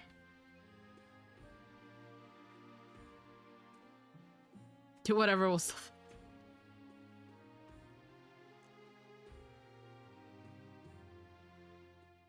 Fine, I'll just send him away. Praise be, I'll be sure to tell everyone how thoughtful you are. Soon the tour begins, although there are some grumbles about favoritism elsewhere. The king consort Rodolfo's popularity soars through his homeland. But it was the spy master right about him eclipsing you? Perhaps, but at least the royal family's reputation is glowing in the south. Let's see if I... Printing press our city in flames. Alright. Alright. Your majesty, there's been a terrible fire in the city of Rudgrad, says Count Affordable Waffle Irons.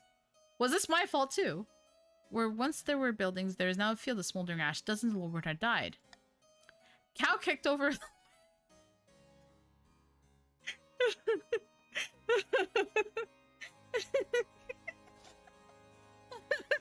A cow kicked over a lantern. Some milkman was burning the midnight oil. Must have had unexpectedly cold. Someone left the waffle irons on. Oh my god. Oh, sorry to hear your city gone up in flames. Poor cow. I was hoping the council might unlock some funds from the treasury so we could rebuild. No, I'm poor.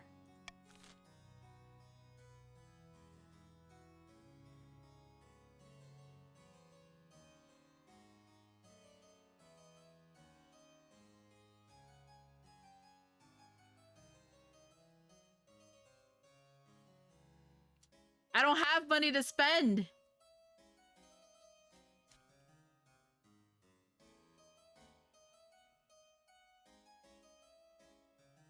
Yeah, we'll punish the milkmaid. Why not? I don't know why it says to vote, but that's how the Great Chicago Fire happened. Is that true? First time Swedish loops. I am Queen Biffo the Iron Tyrant, after all. Heh heh heh heh heh. Yeah, it's familiar, so I looked it up. Oh, I didn't know that. Ow! How dare you? Ow!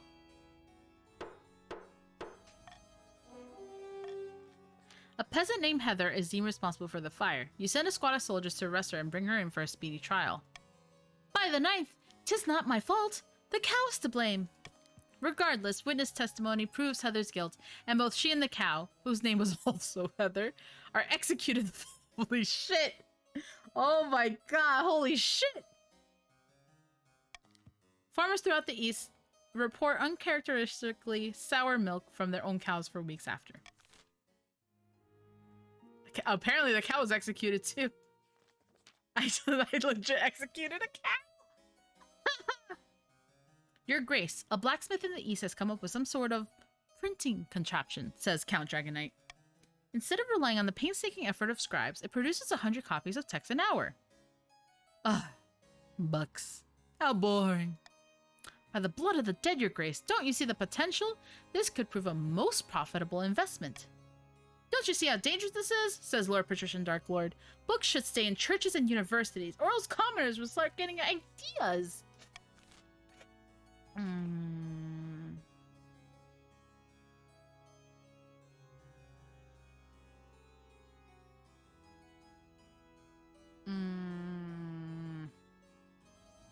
Shit, I'm screwed either way.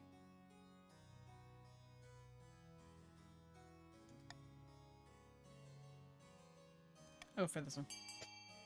As a commoner, those books do be giving us ideas.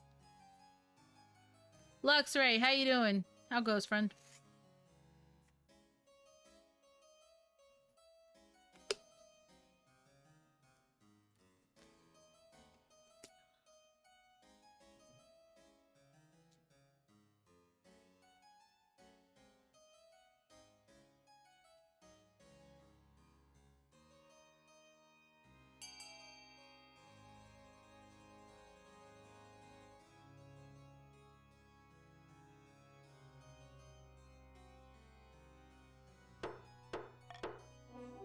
Allow printing presses to be used by the masses. Everyone voted for?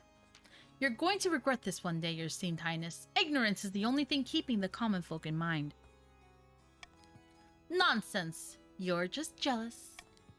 In the end, both are right. The coast develops a thriving publishing industry. But as more and more books are printed, radical ideas start to spread. Ideas like, maybe peasants deserve rights, and should we even have a queen at all? Damn, my authority went down so much! Fuck!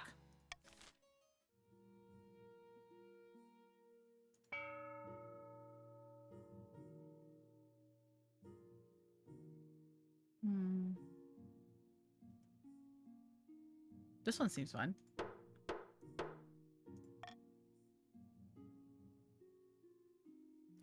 The rich get richer? Ooh, is that it? Is it over? It might be. It happened gradually, like a frog slowly boiled. At first it was paying a few patrician tolls here and there, to cross a road, to sail down a river, but as their cash reserves grew, so did their greed. The tolls kept getting higher and higher, and everyone paid because what was the alternative? Send an army? The patricians would just charge them for using the roads. Oof. And if they didn't pay, the patricians' fearsome mercenaries from Velimir would come to collect, army or not.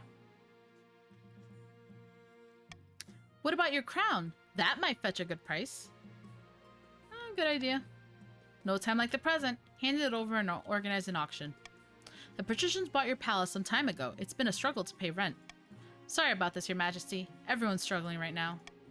Over the next few months, the kingdom's economy slowly goes up in flames. The patricians get richer and richer despite the turmoil. Soon, peasants can't even afford to buy bread. Merchants throw themselves from high towers. Meanwhile, the obscenely wealthy patricians amuse themselves by going boating in especially made rivers of wine, or buying up entire villages and forcing the residents to fight for sport. That's fucked up. Here you go, Your Supreme Majesty. What's this? This is an eviction notice. You haven't paid rent in months. Pack your things and get out. I'm being evicted by from my own capital. But I sold all my things to pay your bills. Not my problem. We're kicking you out and replacing you with Cyril. It's about time, really. What am I supposed to do out there? I don't know. Get a job, I suppose? You announce your abdication the day to gasps from the gathered crowd. Within a week, Cyril has taken the throne. Within a month, you're living on a farm 10 miles from the closest village. No one out here knows your name or who you used to be. Thank God I finally lived through one of these. Rudolph divorced you, of course. First chance he got. He didn't marry the queen just to spend his life as a farmer's husband. Little bitch. You are totally and utterly alone. Except for the sheep. You don't hear much about how the kingdom is faring. You soon lose track of who's even on the throne. Instead of sleeping until mid-morning in a bed of silk, you're up at dawn mucking out the stables. Occasionally, some disease or disaster or grand war will sweep over your little slice of countryside, leaving nearby houses in ashes and friends in graves. That's just life. But then things will return to normal. And you know what? You're happy. Though sometimes, secretly, you do miss being queen. I can't believe I got evicted. I got an achievement for that, too. Evicted from the palace, the former queen lived out the rest of her days on a farm, far from the capital. It was a quiet life, but not without its pleasures. Rushing to complete the scheme, the counts attempted their blood ritual too early. The summoned demon escaped their control and slaughtered dozens, including Vitalia and Count Fabu. Fabu, no! Nia happy being peasant? Listen, I got to live. The fact that I get to live through one of these schemes is, like, amazing, honestly. Poor Fabu. The grandees continued to throw accusations of witchcraft and heresy at their enemies. Everyone gradually learned to ignore them. The patricians retreated to their yachts and opium dens, enjoying their obscene wealth while the kingdom starved and suffered. The peasants hoped their hubris would catch up to them, a hope that rested on a newly crowned monarch Cyril, turning against their coastal masters. Naive? Only time would tell. Fab was killed by Kaivshat. I'm sad about Fabu too.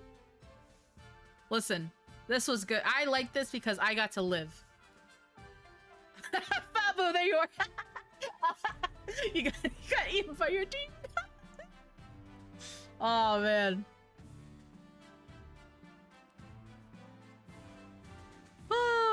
This storyline should be continued. It would be interesting. Not surprised. Don't worry, you'll join Fabu soon when the cows unite for what you did to Heather. They won't know. Alliance with the Oh, that's a good point. Do I have time for one more game? What time is it? It's 6 o'clock. Okay. 3 hours? Yeah, I have time for one more then. I didn't mean to start so late is the problem. I wanted to start earlier. Okay, so... Queen Biffo the failure. Sag. Brangman was the wealthiest, Porus was Lord Gooseegg. So should we just continue this one then? I know, I wish it was the evicted. That would have been funnier. Yeah, we should continue. We'll continue this one then.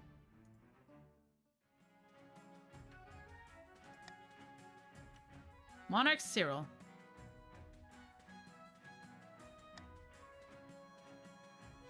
All right. Give me 1 second. I'll be right back. I'll let everybody join.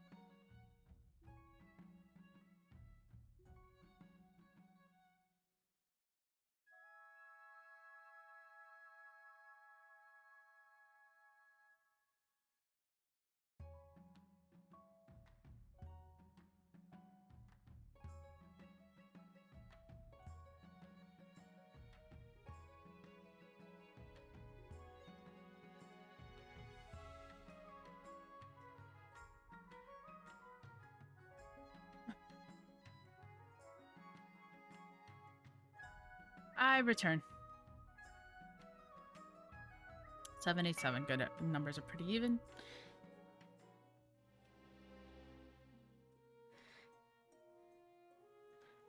Alrighty. Dynasty event. Taking back control. Your Majesty, Queen Biffa was the patrician's dancing little puppet. You don't plan on following in her footsteps, do you? I'm a patrician. Not anymore. You're a monarch. Now listen carefully. Apparently the stats are the same. The patricians own the roads. They own the bridges. They're charging my soldiers to march. They have too much power. We need to take back what's ours. What's yours? You hear that, Nia? What? How can the monarch wrest back control of the kingdom from the patricians?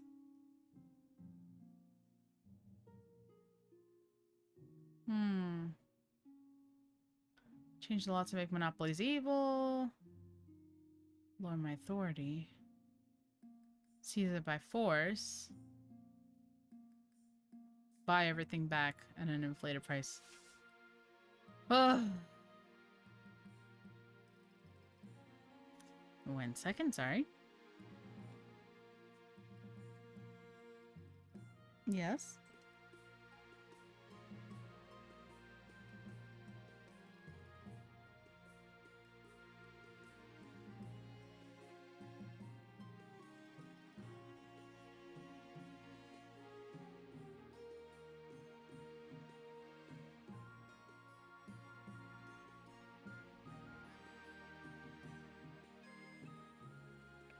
I can't wait to move out. Sorry guys, I'll be right back again.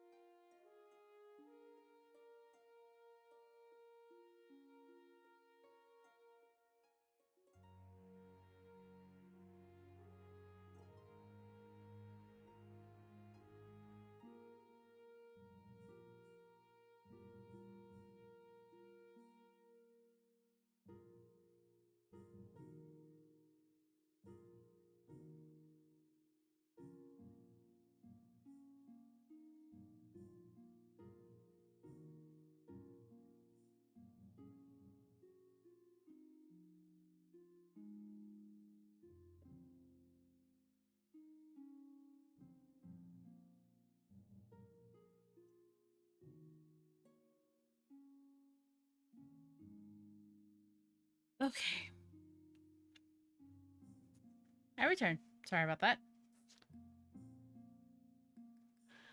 Oh.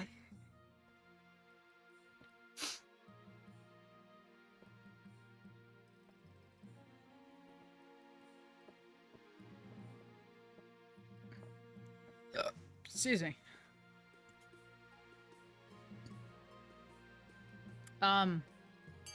Good luck.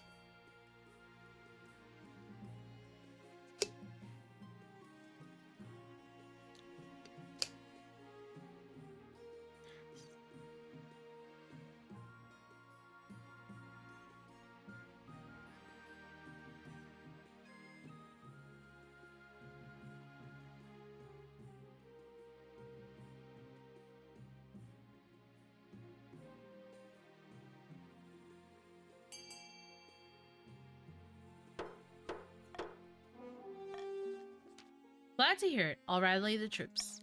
You can't do this. We bought this kingdom fair and square, says Lord Patrician Manerick. Ignoring the patricians' protests, your troops break down doors and rip up deeds. The land is yours again.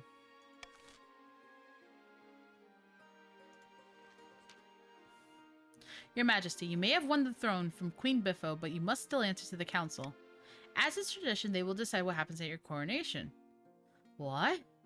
Should I get changed into my waterproof robes, then? It may be for the best, Your Majesty. Shall we call the nobles in?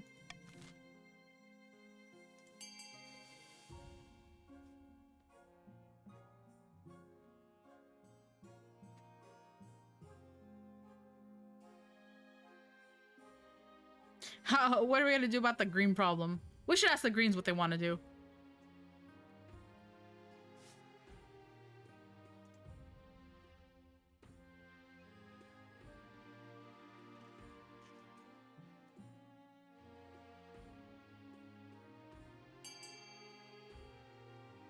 Oh, okay. Interesting. Troops shall bear the monarch through the streets atop a shield. Soldiers from across the kingdom take part in the parade. They're even outfitted in impressive new equipment for the occasion. As you climb up onto the shield and hold your sword aloft, you realize this is not going to be easy. Your arm quickly starts to hurt. Your soldiers stagger and groan under your weight. Sure enough, one of your shield bearers trips on a loose cobblestone and drops you face first in a puddle, in full view of half the city. At least the only thing that hurt is your pride.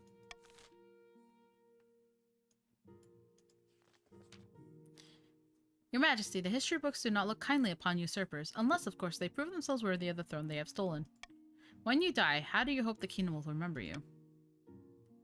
I still want to do this one. A lofty goal indeed. I suggest over the next few years you focus on improving the kingdom's overall trade as much as possible. Once you have an heir, we'll return to discuss how your ambition is progressing. My fellow counts, in ancient times the East was its own proud kingdom. We can bring back those days of glory, but not while the false monarch Cyril wears the crown. Alright, purples, what you wanna do? Hey, oh, what you wanna do? I did have the waterproof roads. You are absolutely right, Brangwin. Absolutely right.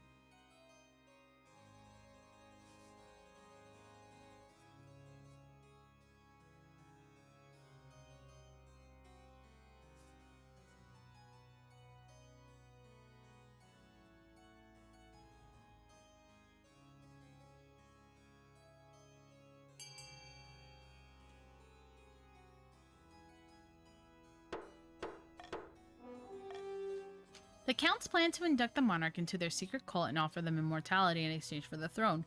First, they must reduce the power of the Eastern Church. To advance their scheme, the counts must lower their fate to 4 or less than 3 seasons. Alrighty. A false pretender occupies the throne while my claim is ignored. Grandees of the South, this is a stain on our honor. We must not allow it to go unanswered.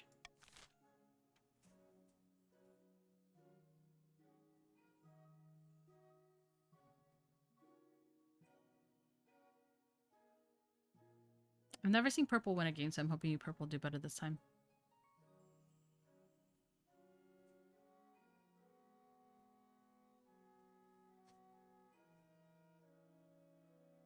See, I can't want purple to win because I want them to win with like certain ones. And then pick the one I wanted. Alright.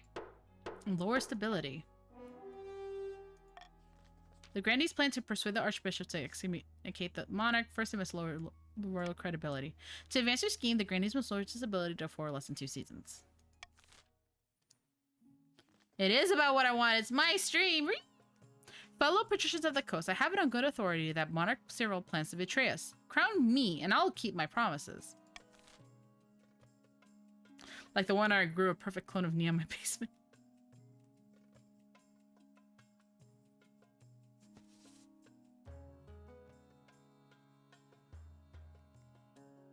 Monopoly again? Didn't you guys just win with that?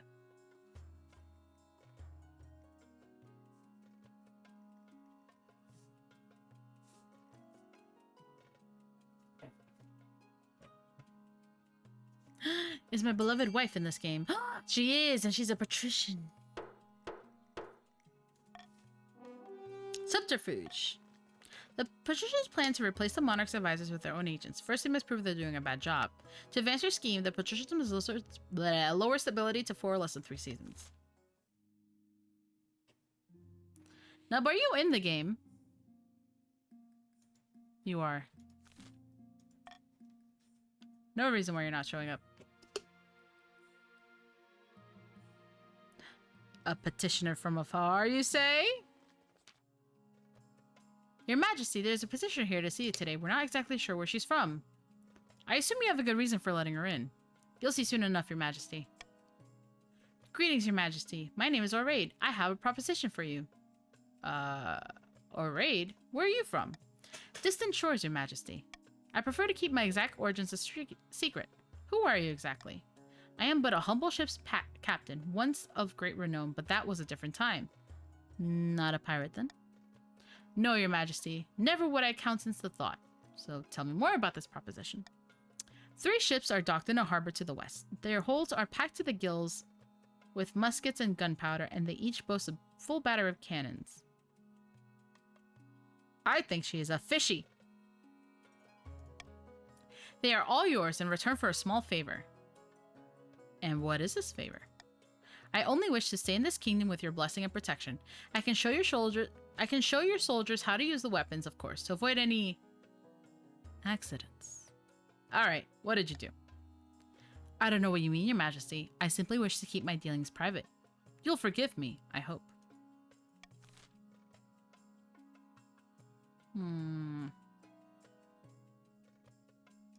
I want this one.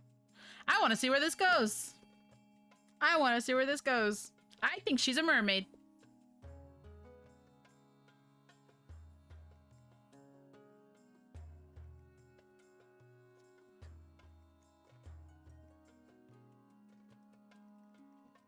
This is the plotline Mia's going to be following.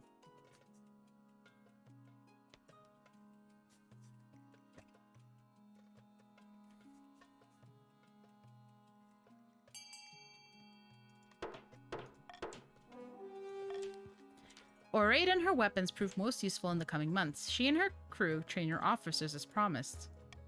Oraid demonstrates by puncturing a metal breastplate at 500 yards. The council clearly made the right decision. Silver discovered. And the honor guard. Alright, the greens one's this time. Oh no. That was my husband. My husband was yellow. So my husband needs to be purple or green. Who did I pick to defend me last time? It's her! My wife. My beautiful wife. Of course you'll be taking the gladiators, Your Majesty. None of the other options are half as muscly. She's right. She's right.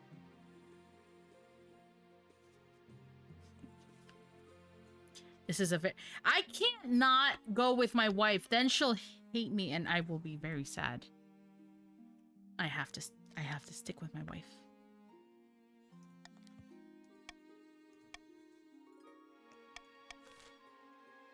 That was easy. All right, let's see what this is.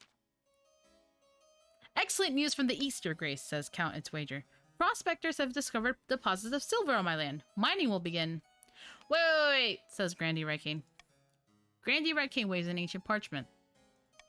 The silver belongs to me. The deposit is on our side of the border, and this scroll proves it. This could get nasty, Your Majesty. The border between the east and the south has always been highly contested. The east owns the silver. They claimed it first. The south is entitled to the land. They have some paper that says so. Both regions must share the silver deposit. I think C would be better, but I got rid of Monarch's vote. Gladiators reminds me the Emperor had a Texas speech. A little bit, maybe.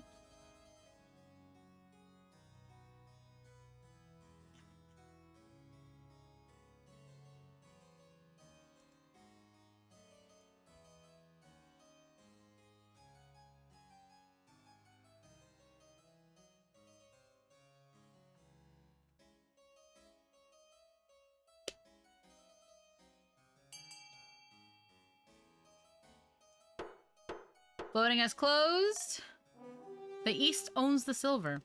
They claimed it first. With a furious glance at Countess Wager, Grandy Redkane storms out of the room. Sorry yet to see that, Your Grace. I'm sure I'll get over it. Alright, end of the first season. Auction begins.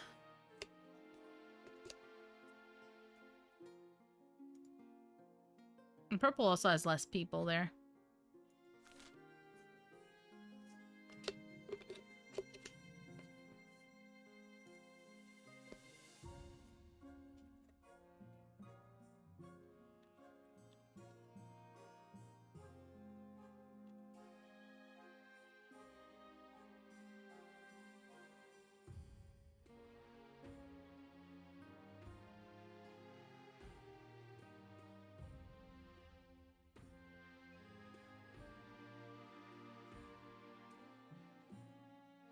Stability.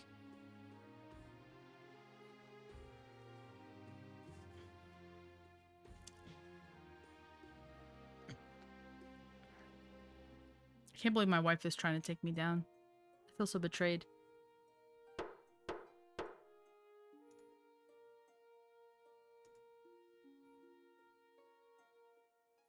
Alright, so my stability went down and the farming went up. Okay. Mining news, a private exchange, and finding a spouse. What is a private exchange? Well, let me see how I'm going to piss off with this. You did! Your Majesty, it's before you find a spouse later, I'll take the liberty of finding any. I'll send out messengers to the most influential mole families in Canada. See what they have. Oh, because, yeah. Well, no. It's an easy enough decision. You'll marry into the patricians as we agreed before you took the throne, right? Right?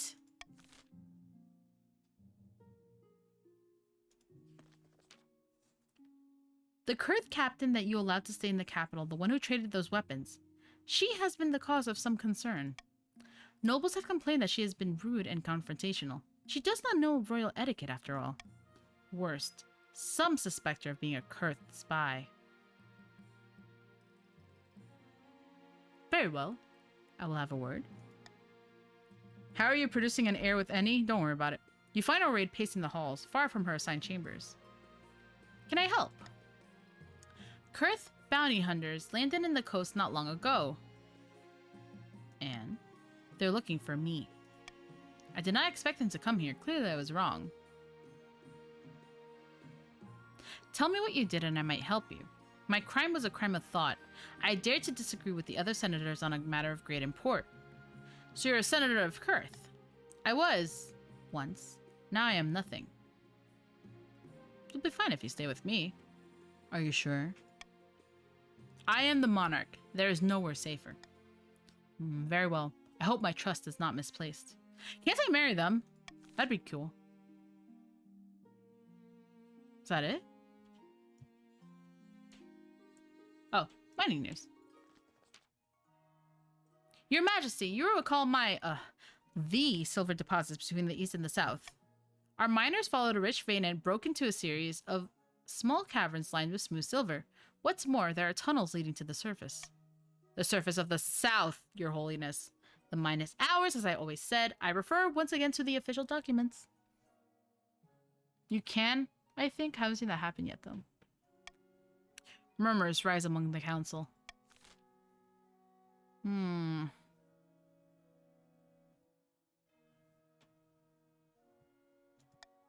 I think we should investigate the mines. Fun fact, these disputes are real.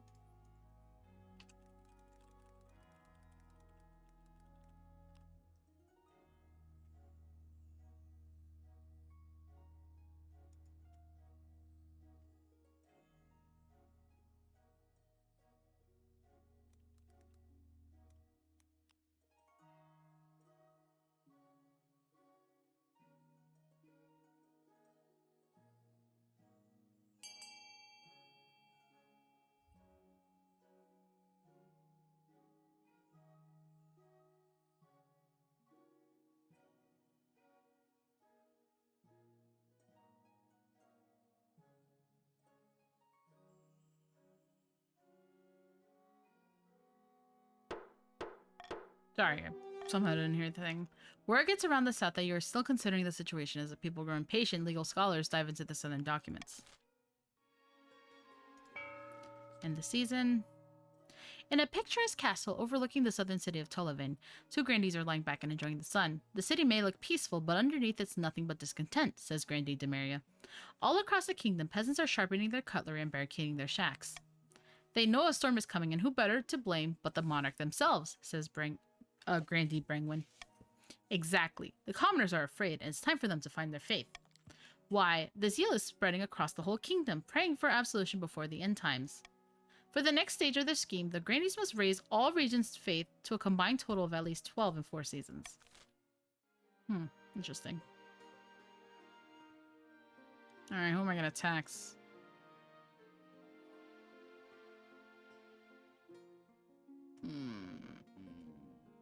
Yellows have a lot of money. On the verge of a rebellion. Oh, they can suck my pee-pee. How about that? Silver claim, bounty hunters, and eligible options. Oh boy. Your Majesty, these good folk are bounty hunters representing the Republic of Kurth, they say. Monarch Cyril, we greet you humbly. How may I help you? We are searching for someone. A fugitive, you might say. Last we heard she went by the name Oraid. What kind of fugitive is she? The ships under her command are property of the Republic of Kurth, as is their cargo. I'm afraid she's under my protection. As we feared. Still, perhaps we can work out a deal. The Grand Pensionary of Kurth is offering a large bounty for the return of this woman, and we are sure that an esteemed monarch such as yourself would not risk drawing Kurth's ire. As proof of our goodwill, we will even allow you to keep the firearms that were stolen.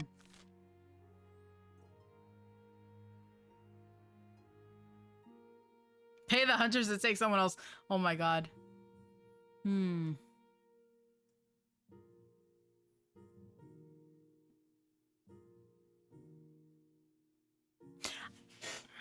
It is a new story. I don't want to give her up, but I'm wondering, instead of just refusing, if I should just pay them to take some other person. I think it would be funny, but that would leave me really low. B could start a war, yeah. Pay them to take Nub. I think C. I think we should do C. That's my choice. Don't worry, Nub. Your sacrifice will not be in vain.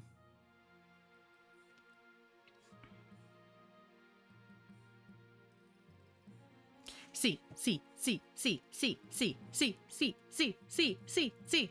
No. Don't worry, Nub. They're not going to take you. They'll take some other person.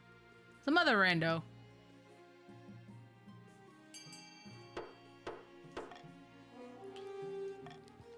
The bounty hunters do not take long to consider your offer. They return to Kurth with the head of a nameless prisoner. You hope officials back in the Republic will be none the wiser. Oraid decides to stay in the kingdom, offering her advisory service to your navy as payment for sparing her.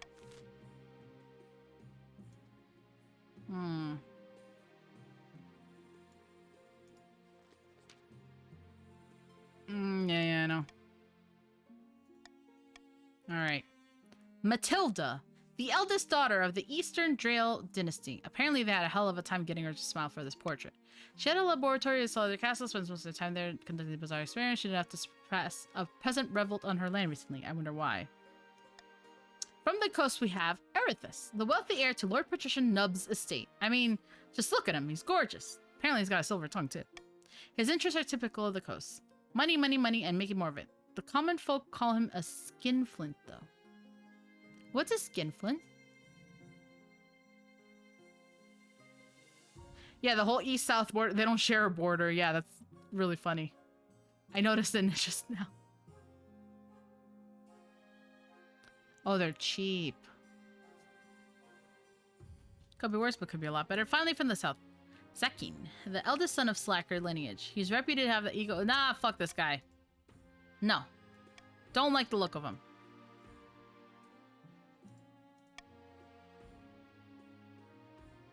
What if I do none of them and I try to shack up with Oraid instead?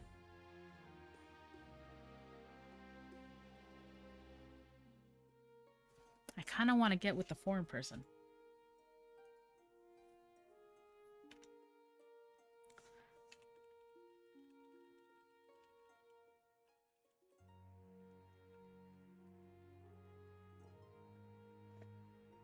I want to try it. I made my decision. I refuse to marry any of them.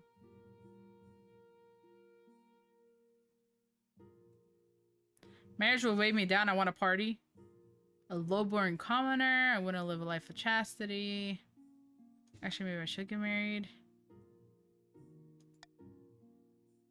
Aww. I am foreign to her. You are Canadian.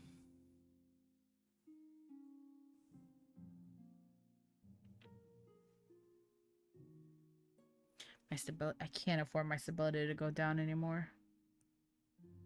It's a problem.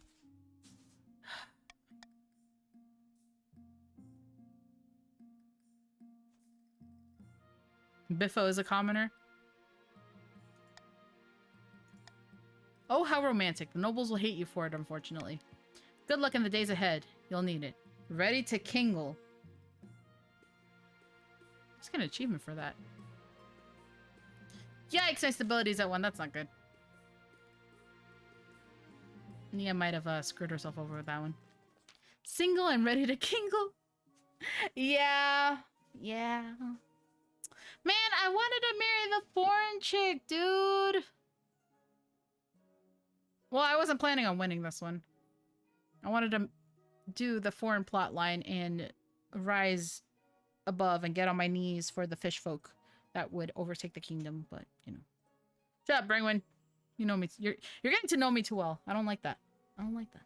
Your Majesty, legal scholars have reviewed the documents Grandy Reikian presented to secure mining rights on the southern eastern border. They're a complete mess. They even misspell silver and sliver several times.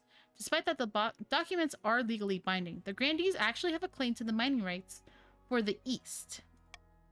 All of it. Not just this little silver mine. This will cause chaos. I can't afford my stability to go down.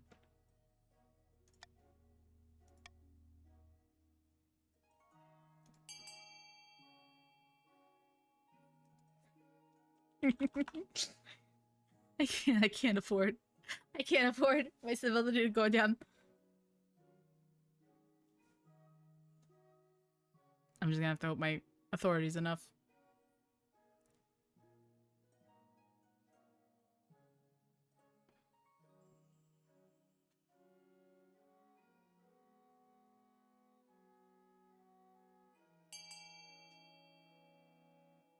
Alrighty.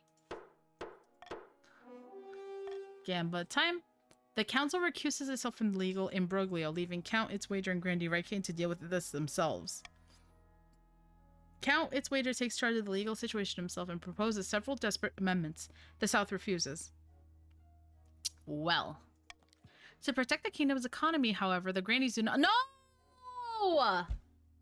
Damn it! To protect the kingdom's economy, however, the Grandees do not enforce the region-wide claim, focusing instead on the modest profits from the silver mine. Many nobles wonder openly why the monarch did not step in. Well, that was a fast game over. I speed ran this one. I speed ran this. Holy shit! In a tiny village far to the east, two counts meet in a derelict tavern. No one even dares glance in the direction. Another priest left my estate today, says Sandwich. He said there was no sense preaching to the truly lost. I've heard the same across the east. We're no longer trapped into the church's thumb. Now we must not falter. If the monarch grows proud, we can offer them the ultimate reward. Immortality. Alright, fuck you, Sandwich! Thank you for the gift of tier 1 subs to consequences of my own action. I wanted to marry the foreign chick. That's not my fault. I was encouraged. I was encouraged to follow my heart. These guys are legit just vampires. Honestly, Abby, I want to see the purple ones win. Because these are like the guys that like do all the magic stuff. It's pretty funny. That account probably has so many subscriptions, honestly. Now, we must not falter. If the monarch grows proud, we can offer them the ultimate reward. Oh, I read that. Council's raised authority to 5 or more. Ha! No. It ogre. Anchored a few miles from the sunny coast, Lord Patrician Swedish Loops has invited his closest confidants to quarters. Yeah. Hold on, guys. I'm still reading. I've stopped paying taxes in the kingdom in such chaos the monarch hasn't even noticed. Given the recent turmoil, the council is calling for the monarch's inner circle to resign. We need to increase the pressure. If the monarch's in a weak enough position, they've got no choice but to bow to our demands. No more interfering spymaster, no more marshal or chancellor or treasurer. A whole new inner circle all made of magicians. Pushes my lower authority to 4 or less than 3 seasons.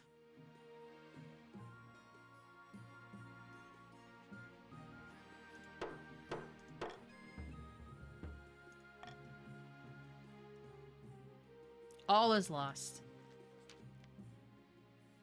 Over the last week, the kingdom has fallen apart. Gripped by unrest and infuriated by the civil war tearing the kingdom apart, the common folk has risen against you. You've sheltered in the palace while the mob heaves through your streets, toppling your statues and calling for Ophelia to take the throne. You must regain control, your majesty. It's too late. All is lost. Send for the treasurer! The treasurer cut her losses this morning. She's fled, along with what was left for the treasury. Ha ha! Fetch me my marshal. The marshal's unavailable. She's trying to contain the riots. Then what can be done? Our options are limited. Somewhere nearby, glass smashes. You become aware of a dull, muted roar, like a flood rushing through a valley. What's that? I believe the common citizens have arrived at the palace to meet you in person, your majesty. The roar is 10,000 angry voices getting louder and louder.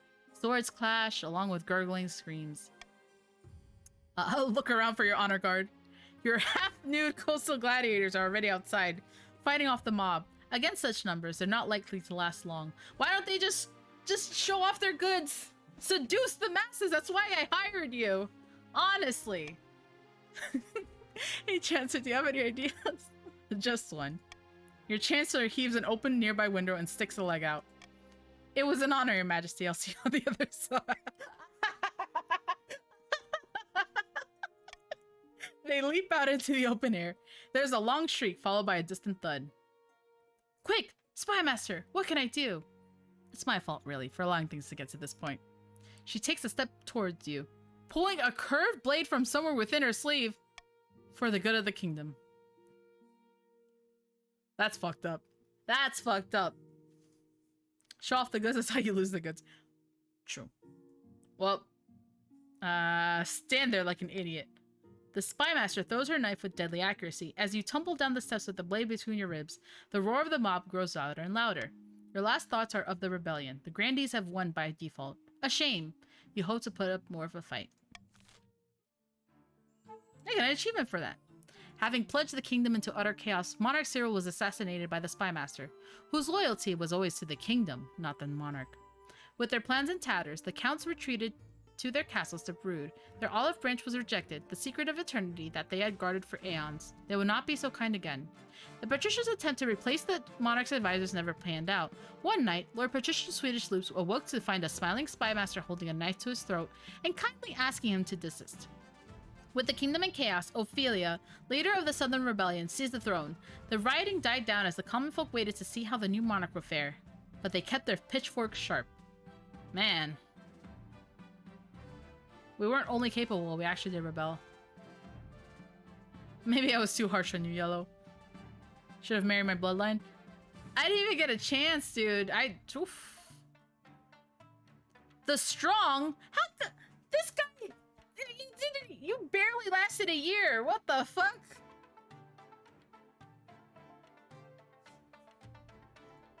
But Nia gets the loser and the failure. So what happened to Areta? No idea. Nebula was wealthiest, Brangwyn was the poorest. Yeah, I didn't even get a chance to marry anybody. That was fast. That was super fast. Holy shit.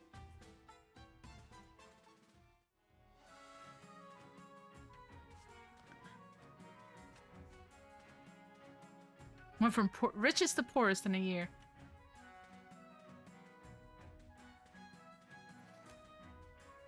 You got... Oh, Nia chalked it all. It was a percentage and it failed and my stability went to 0. Sag. That's what happens when Nia is your monarch. Ah, you all love me. You just have to deal with it. I'll stab you, Donut. Shut up.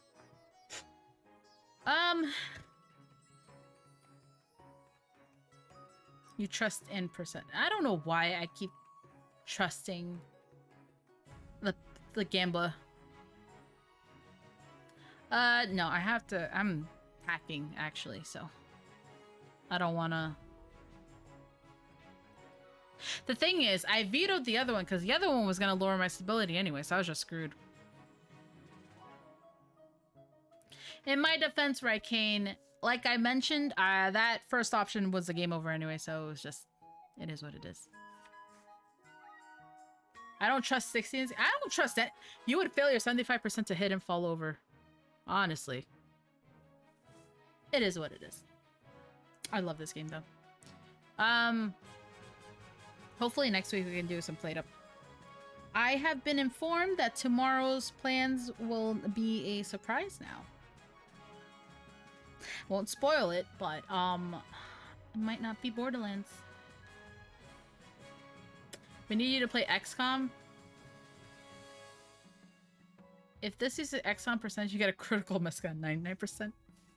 80% seems safe, but anything lower seems spooky. It's gonna be Mario Party again. Can you imagine? Drawing Roomba stream? Do you want me to just draw? I could just draw that on stream if you want. Instead of drawing it privately. I think it'd be great. Surprise Subnautica. That's not multiplayer, Nihilum. Also, I said I never play Subnautica because I'm a little bitch and I'm too scared of the water. But yeah, so we'll be back tomorrow. Tomorrow is going to be at 2 EST. There's a multiplayer mod? Ah, I see, I see. You're scared of water, but you're moving to Puerto Rico. Yeah, I'm scared of being in, like, the ocean. And Subnautica is actually my worst nightmare. If Daz can do something... Yeah, no, I think you guys greatly underestimate how much I panicked playing that game. I lasted, what, 15 minutes? You're welcome, Nub. Alright. Let's see who's still on. I will be done for today. Now I'm gonna pack. I'm gonna do something else first, then I'll pack.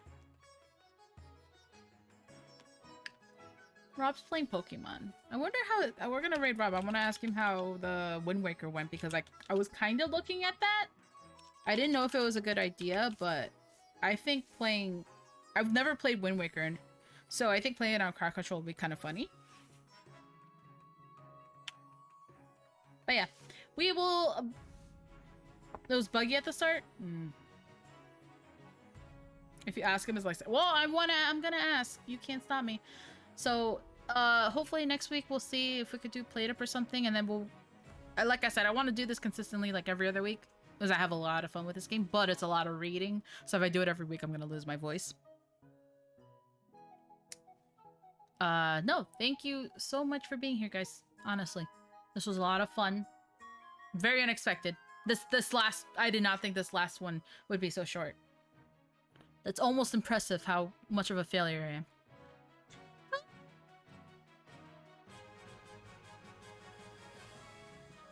Maybe we'll do that next time, actually. I'll just have peeps come into the Discord and we could just read it out. I'll have people take turns reading it aloud. That's a good idea. But yeah. That is it for me. Nia's gonna go do some stuff first, and then she's gonna go pack some more. I got my boxes and stuff. Thank you very much for the follows. Thank you so much for the resubs. Thank you for the gifted subs. And thank you for being you and being here. As always, I will catch y'all tomorrow. Have a good one. Take care. Flashbang! Or less of a flashbang. I try to darken it. Bye!